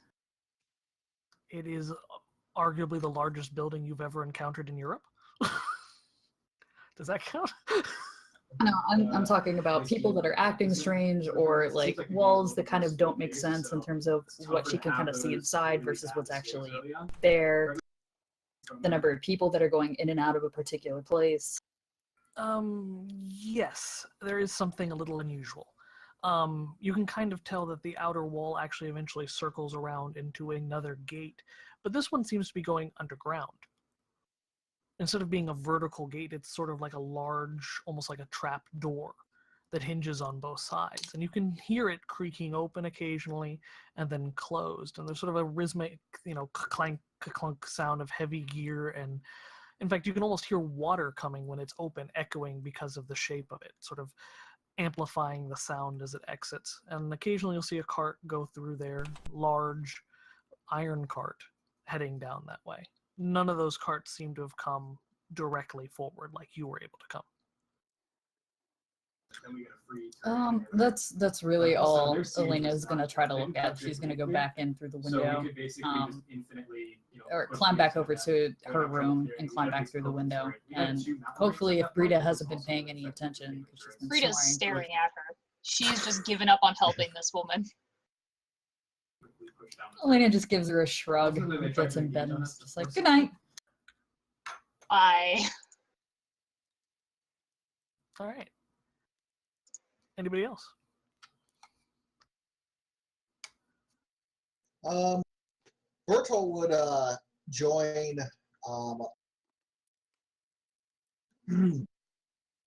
Sorry, 1 second. Okay. Sorry, I would join a Jurgen and Zygmunt before they head to bed and everything, because all of these little, they got nothing to do until they actually all go to bed.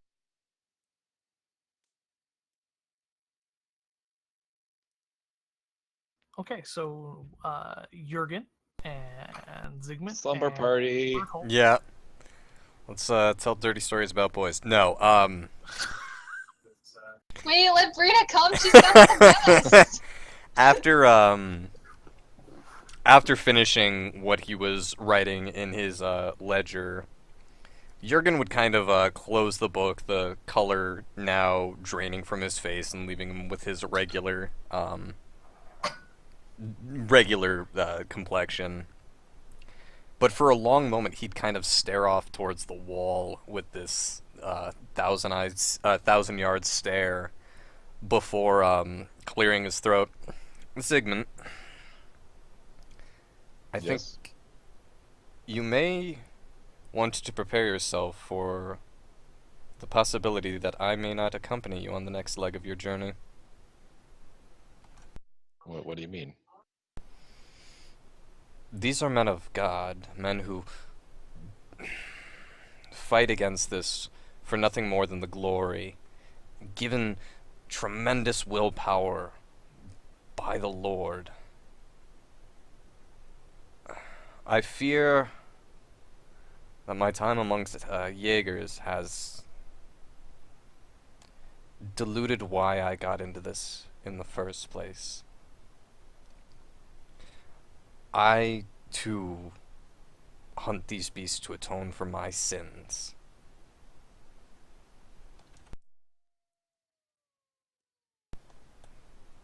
Are you saying you are thinking about joining the Order of Saint Michael?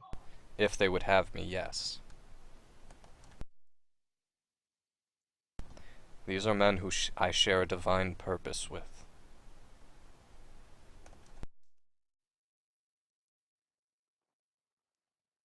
Seems like losing your tongue would make your preaching a little bit less effective.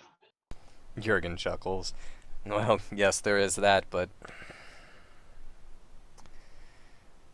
the resilience displayed in their vows to carve out their own tongues, that's truly admirable. Well, there's more to faith than self-harm. There is more to faith than sacrifice, true, but the two go together hand in hand.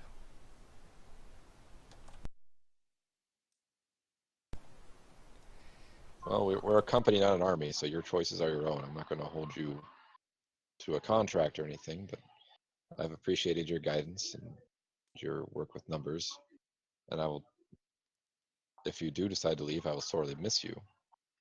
I can't say the same for Elena, but I would say that she desperately might need some of your prayers. I feel You as decide if to they stay. would fall on deaf ears. Well, in a way, Freeze, that like, might be fucking on the walkie-talkie, like, a form of yeah, about that.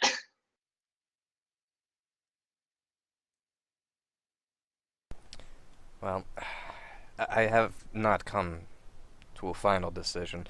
I think tomorrow, if they have a morning prayer, I should like to join in, and perhaps confession would help relieve some of this weight on my soul, and if not, then I may see about the abbot if they would be willing to add a new brother to their ranks. Berthold, do you have anything to say?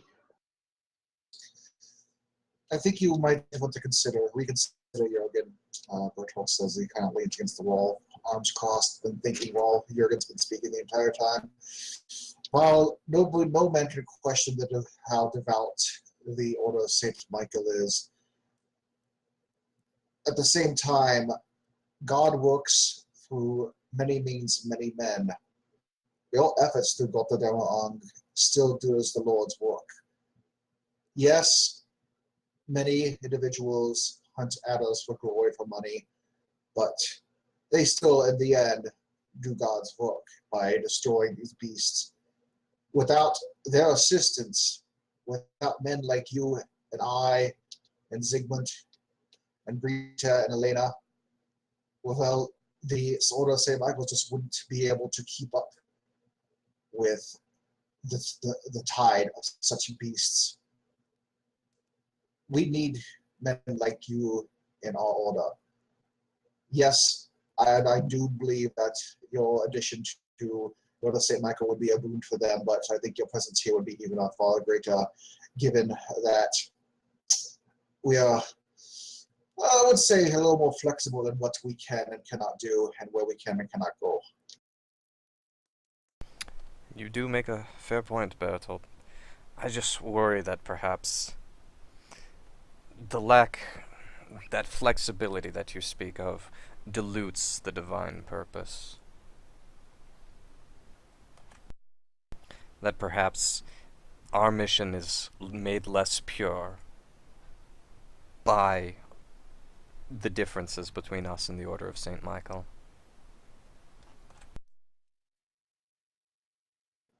Well, the methods certainly, I assume the methods are extremely effective given their notoriety, but in the end, we kill adders, they kill adders. We do God's work no matter what we do, as long as we kill the damn adders.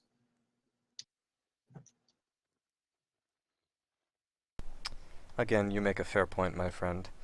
I will sleep on this, and as I said, perhaps after confession it will relieve some of the burden upon me.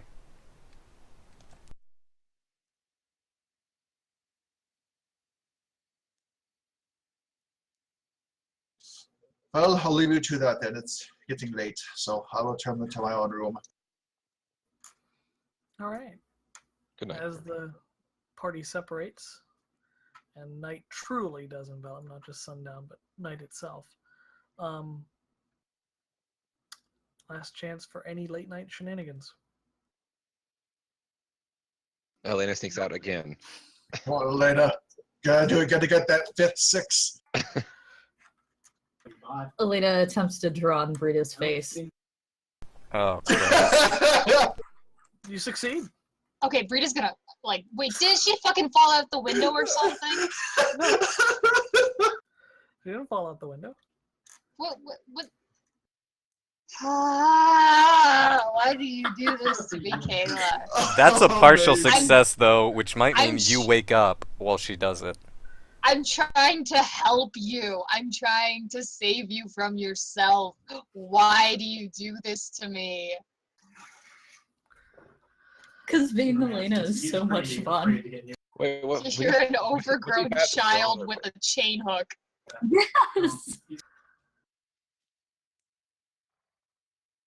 I mean, the partial success is that when she wakes up, she will know certainly that Elena had done it.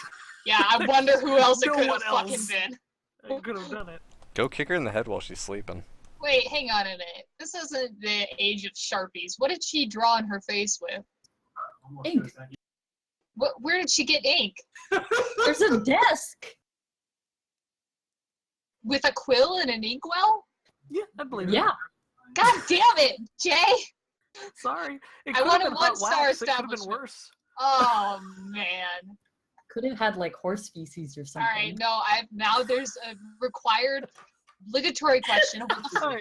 drew on her face? Yeah, that is the Oh, question now, is what did you write? What Cog said. What did Cog say? I sucketh cocks, verily. I am going to kill you. Can I roll to kill you? I need to roll to one-shot you. Just push her out the window. She said, no, better yet, she grabs her by the ear, she runs out into the hall and goes, Jurgen, she's all yours! No, because you don't know about it yet. I thought I woke In the up. morning, No, that's what Loki said. not Jurgen's me. prayers are interrupted. I will tell you the consequence of your partial success. You have ink on your fingers, Elena. Alright. I mean, she would probably have time to wash off, right? No. Okay. you don't notice it.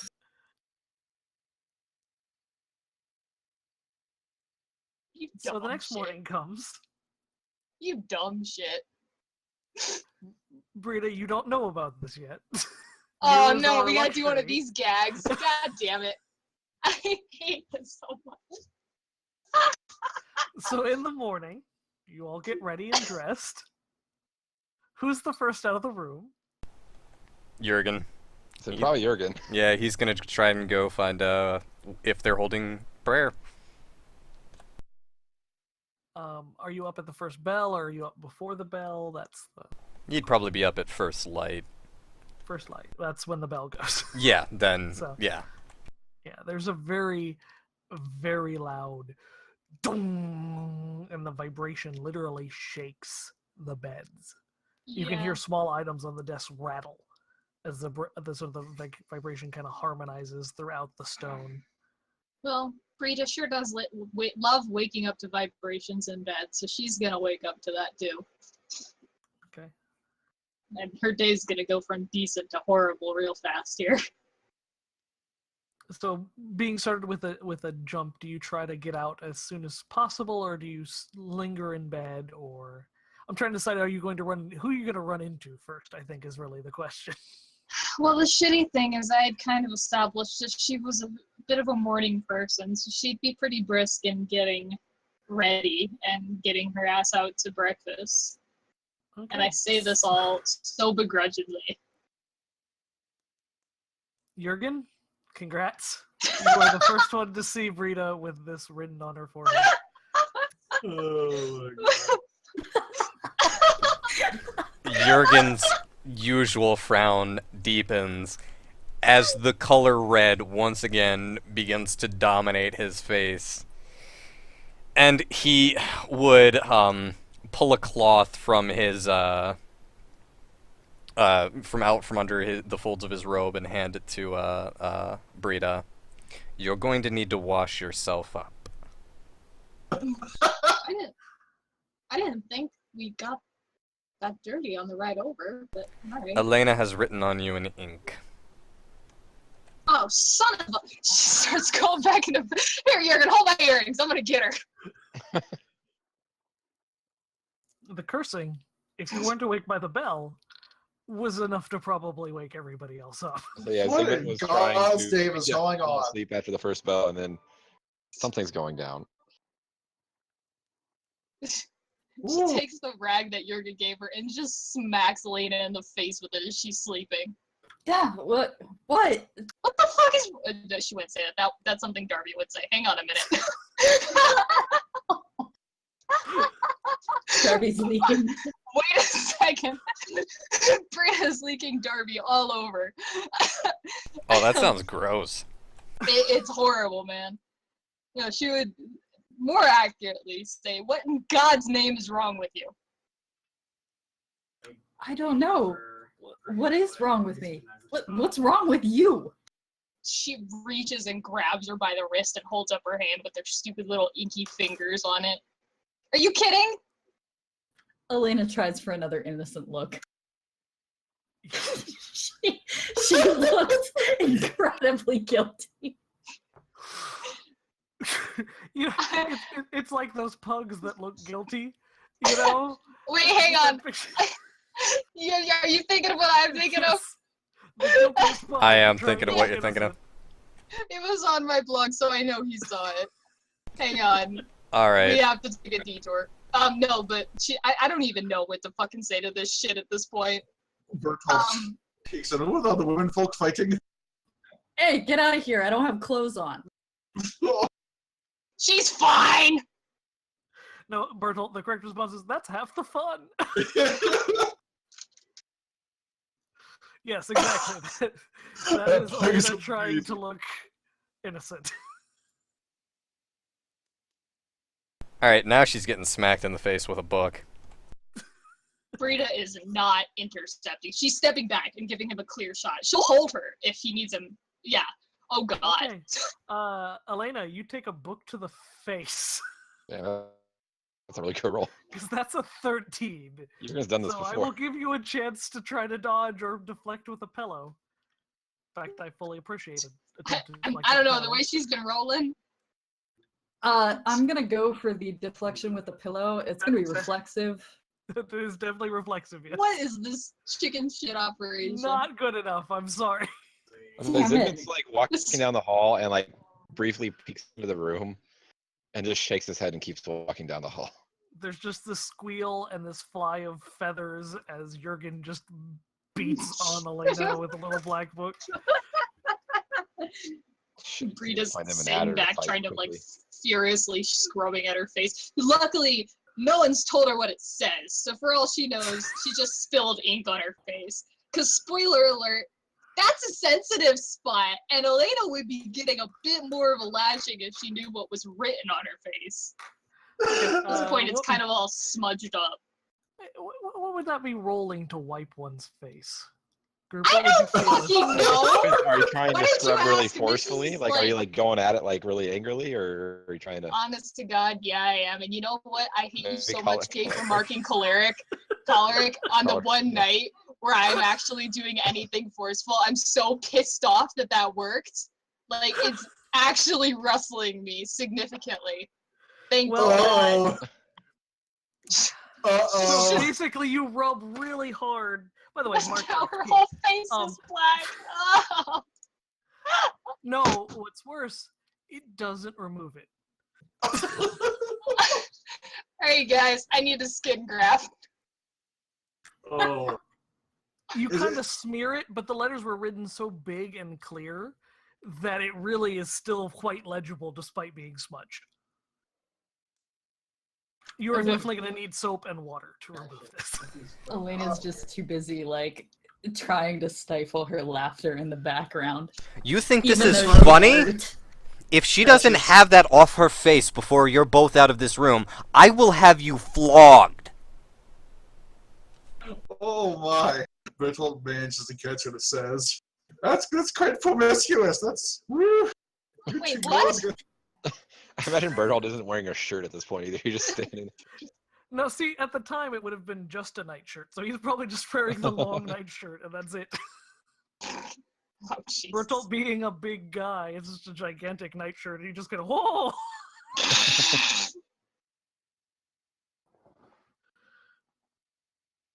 Oh.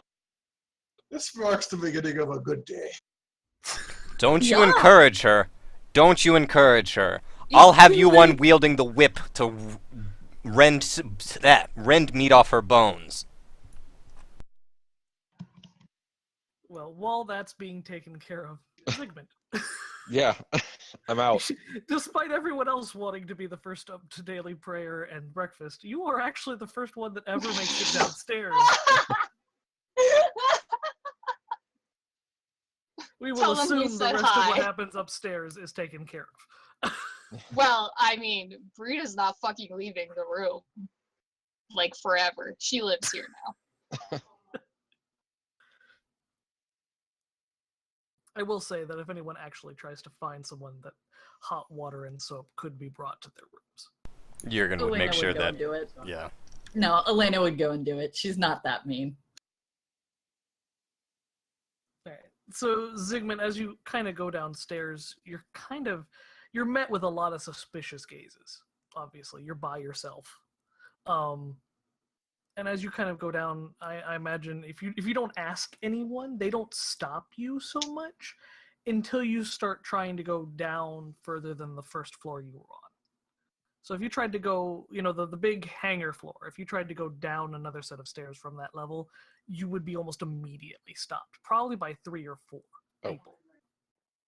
And they wouldn't hurt you so much, but they would physically, using their bodies, prevent you from going any further. And The and threat Zygmunt of will force give is the there, hint. but it's not applied. He won't try and push his way past or anything like that. He'll just kind of put his hands up and apologize.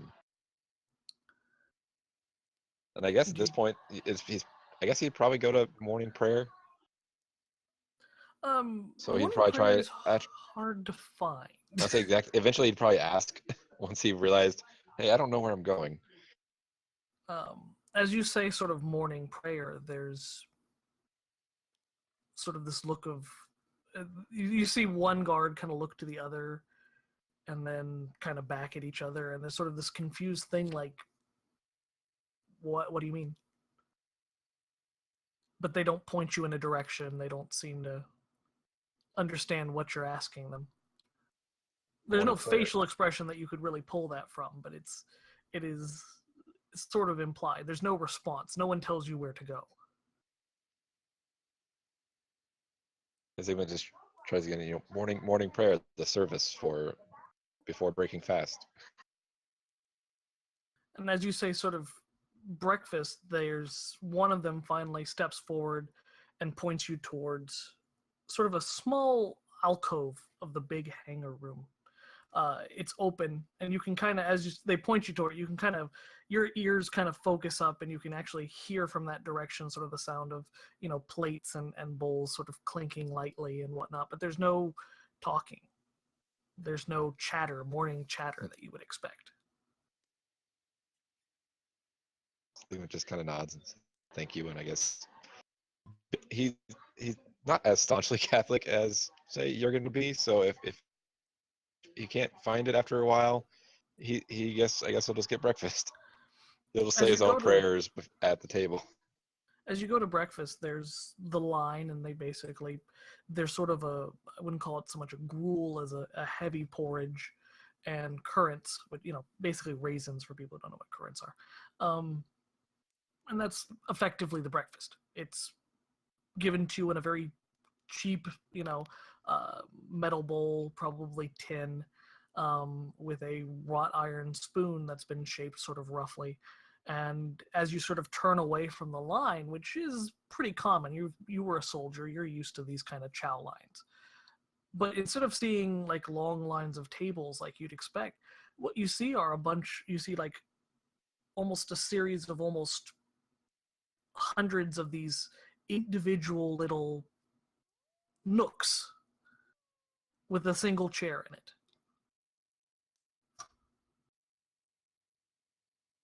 Interesting. And, I it's pretty obvious that this is where you sit to eat Right, breakfast. yeah. It's kind of like you'd imagine if I think all of us took tests, as kids, and you had to like do your binders as like a divider kind of a thing, so that people couldn't see what you wrote. This is the same kind of thing, but carved out of a very large amount of wood, just old hardwood, carved and heavily placed on top of these tables, so that each table was split into these separate little, almost like confessionary booths, but for food. Nobody's gonna cheat on my food. Effectively. No one could. More importantly, if you were wearing a mask and removed it to eat, no one would see your face. So as you sort of go and sit down, there's, you kind of hear this multitude of sort of slurping noises next to you, some more ragged or broken than others. You can only assume because the varying amount of injuries that some of these knights have sustained makes it very difficult for them, especially without a tongue, to eat. So you can hear sort of hacking coughs and slurping noises, and one is almost sounds like a drain backing up on one side to you, and you're sort of afraid that he's going to throw up. But the best breakfast sort of ever. Gurgles and he swallows it. And about this time, the calamity from upstairs has come to a close, and the rest of you are able to make it downstairs. Do you all attempt to find morning prayer too, or do you just have given up at this point and decided to eat? Jurgen's going to ask one of the men he passes on the way downstairs where the chapel is. And the guard you ask when you ask for a chapel just points straight up. And after that, Jurgen would nod and say, "Is there anyone to take confessions as well?" That does seem to get a response. Yes. There were two guards standing there at the time, and it's pretty much as soon as you say that, one of them puts his hand on your shoulder and walks with you. And eventually they take you to sort of a small circle of stone that's, instead of being built by stone, it's sort of carved into the floor of this massive building, with smooth walls coming all the way down. It almost looks like you're about to walk into a bowl. And as you sort of walk in, you notice the abbot is sitting behind a very small, very simple desk.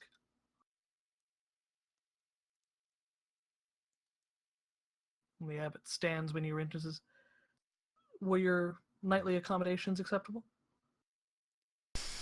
Yes, absolutely. They were more than what we deserved, given some of the outbursts of our company.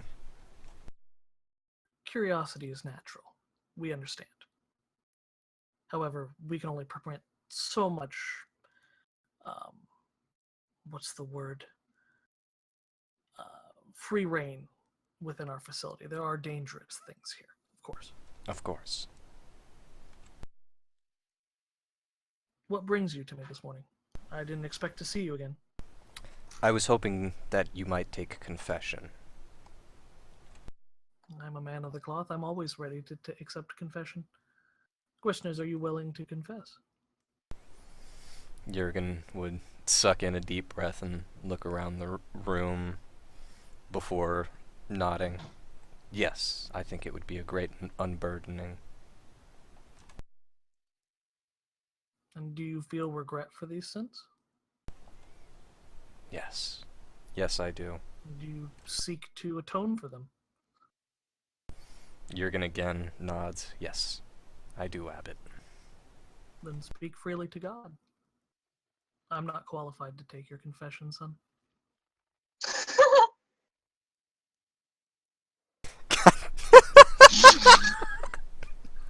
Well, And shove it up your ass. The abbot kind of points to the bowl-shaped thing. Anything said here is said freely to God and the members of this order. They cannot share what you say, for they are equally as guilty, if not more so. So unburden yourself or not. That's your choice. Jurgen, You realize I would actually like you to do an intelligence check, whichever way you feel that would be appropriate. Melancholic. yeah, I'll go ahead and do a melancholic. Oh, Never mind. well, okay then. Y'all suck tonight. Yeah, wow, these rolls are something tonight. But, Jurgen would, again, take a deep breath, but he would go ahead and basically step down to the bowl before kneeling and, basically assuming a prayer position. Forgive me, Father, for I have sinned. Oh god, this is gonna be a long one. Out of character. Everyone at breakfast can hear this. Everyone? Everyone. Oh, wow. That's why I had you do an intelligence check. You're effectively in a giant cavernous dish. Every sound from here is going to be reflected to the ceiling. Huh. If you are willing to unburden your soul, you're willing to unburden your soul freely or not. So the question is there if you would intelligently realize, acoustics about it, but obviously you are very focused on the order right now and not thinking clearly, as it were. Would Jurgen realize as soon as he started with the Forgive Me, Father, for I have sinned that it's broadcasting, more or less? I mean, you would definitely notice that there's the best acoustics you've ever heard here. Okay.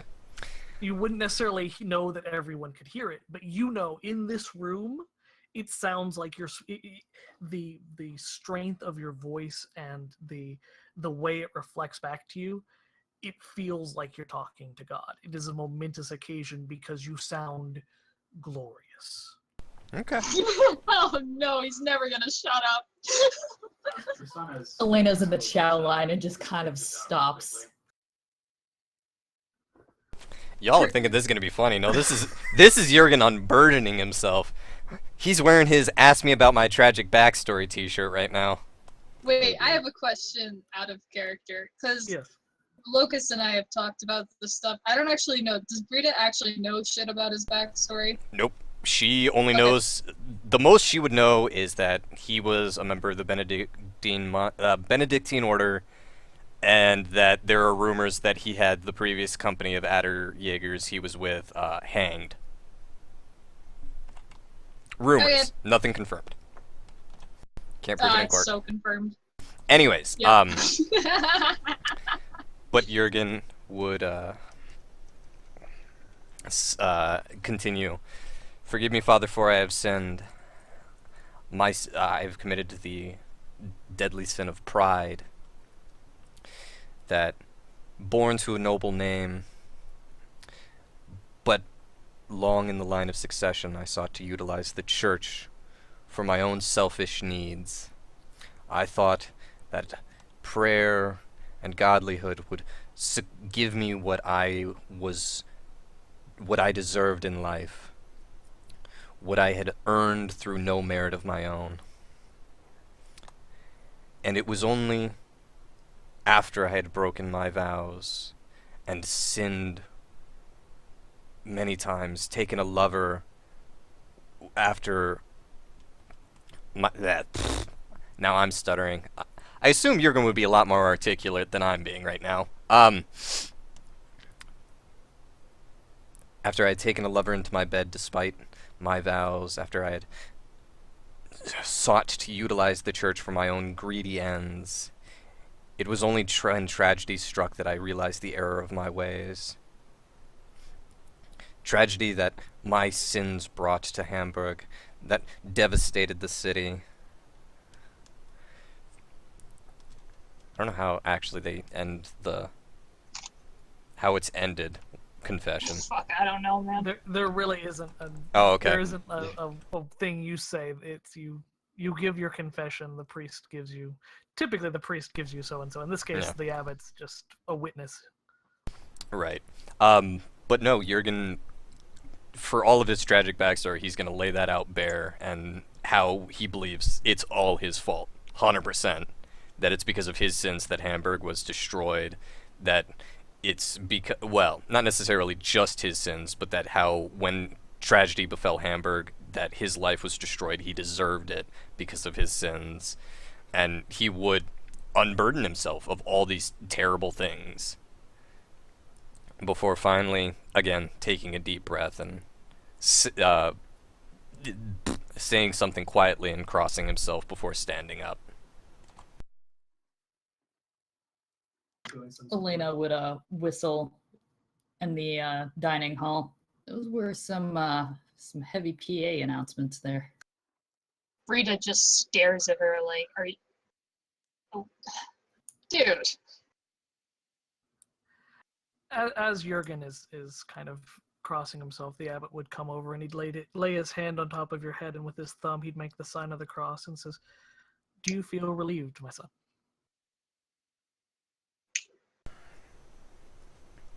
Jurgen would actually take a moment to think about that before saying, "To an extent, but I still feel a terrible weight. That there must be more I can do in this life." We all do. But go in peace, my son. Take comfort in what you can.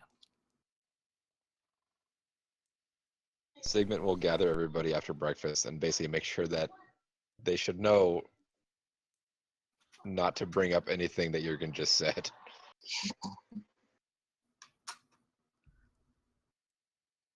I'm actually curious how you do that. Yeah. You're all sitting in a little separate little Well, I cubicles. guess like after breakfast. Like I'm sure okay. you would have seen people come in and Well, I mean, so Elena actually would have sat down next to Zygmunt and kind of stood up just a little bit and hung herself kind of over the partition and just like spooning herself with gruel and just kind of being like, man, this is kind of a weird setup, isn't it? She's like a fucking kid on a field trip. Elena, as you do so, you're able to catch what the face looks of the person next to Zygmunt. The guy has no lower jaw. He's effectively spooning the gruel into a flap of skin. And it becomes very painfully obvious why these little privacy pieces were put in place. Having seen that, Elena would kind of, trail off in her thoughts and slowly sit back Sit down. your ass down. Zygmunt just like looks up at her, doesn't say a word. There's like still a spoon in his mouth, and just shrugs and starts eating again.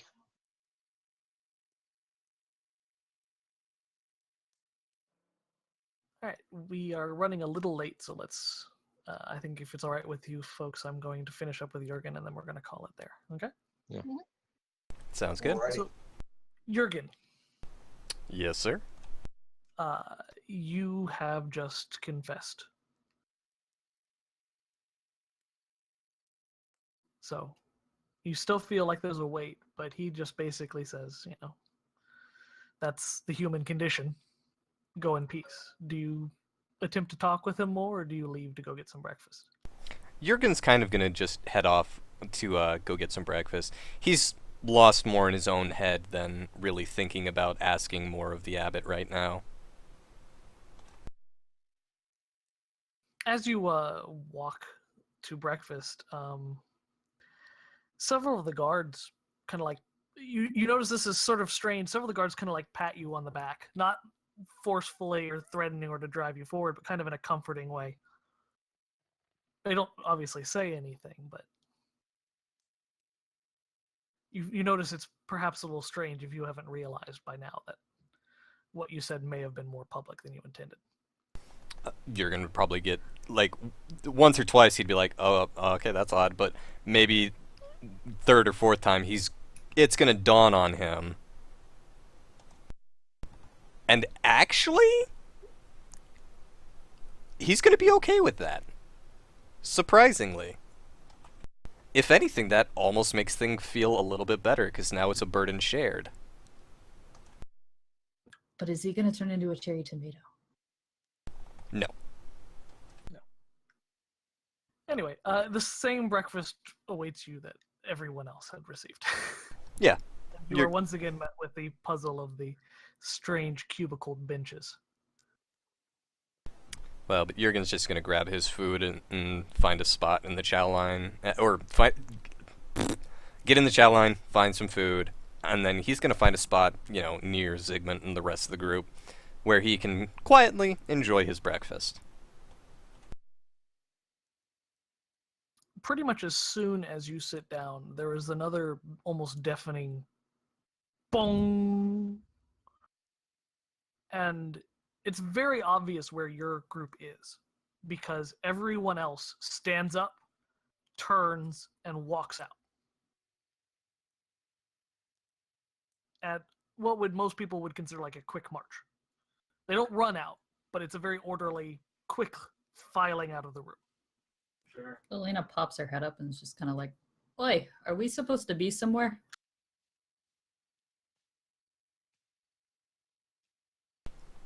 I would have thought the abbot would have mentioned if we were, but I imagine they are due somewhere. We lost Tyler. Oh no. Okay, well, we'll just finish it up then. Because it's getting late. All right. So I think that's a good place to call it tonight. You find yourselves effectively breakfast club alone in the cafeteria. Everyone else having left. And we will pick up... there's Tyler. We will pick up again next week. Thank you all for joining us. You all have a wonderful evening. Good night, everybody, and please tune in this Thursday for The Shield Against Midnight, a 7th edition Call of Cthulhu game set in 1969. Have a good More evening. potatoes. Where we all kill each other. Ba-da-ba-ba-da-ba.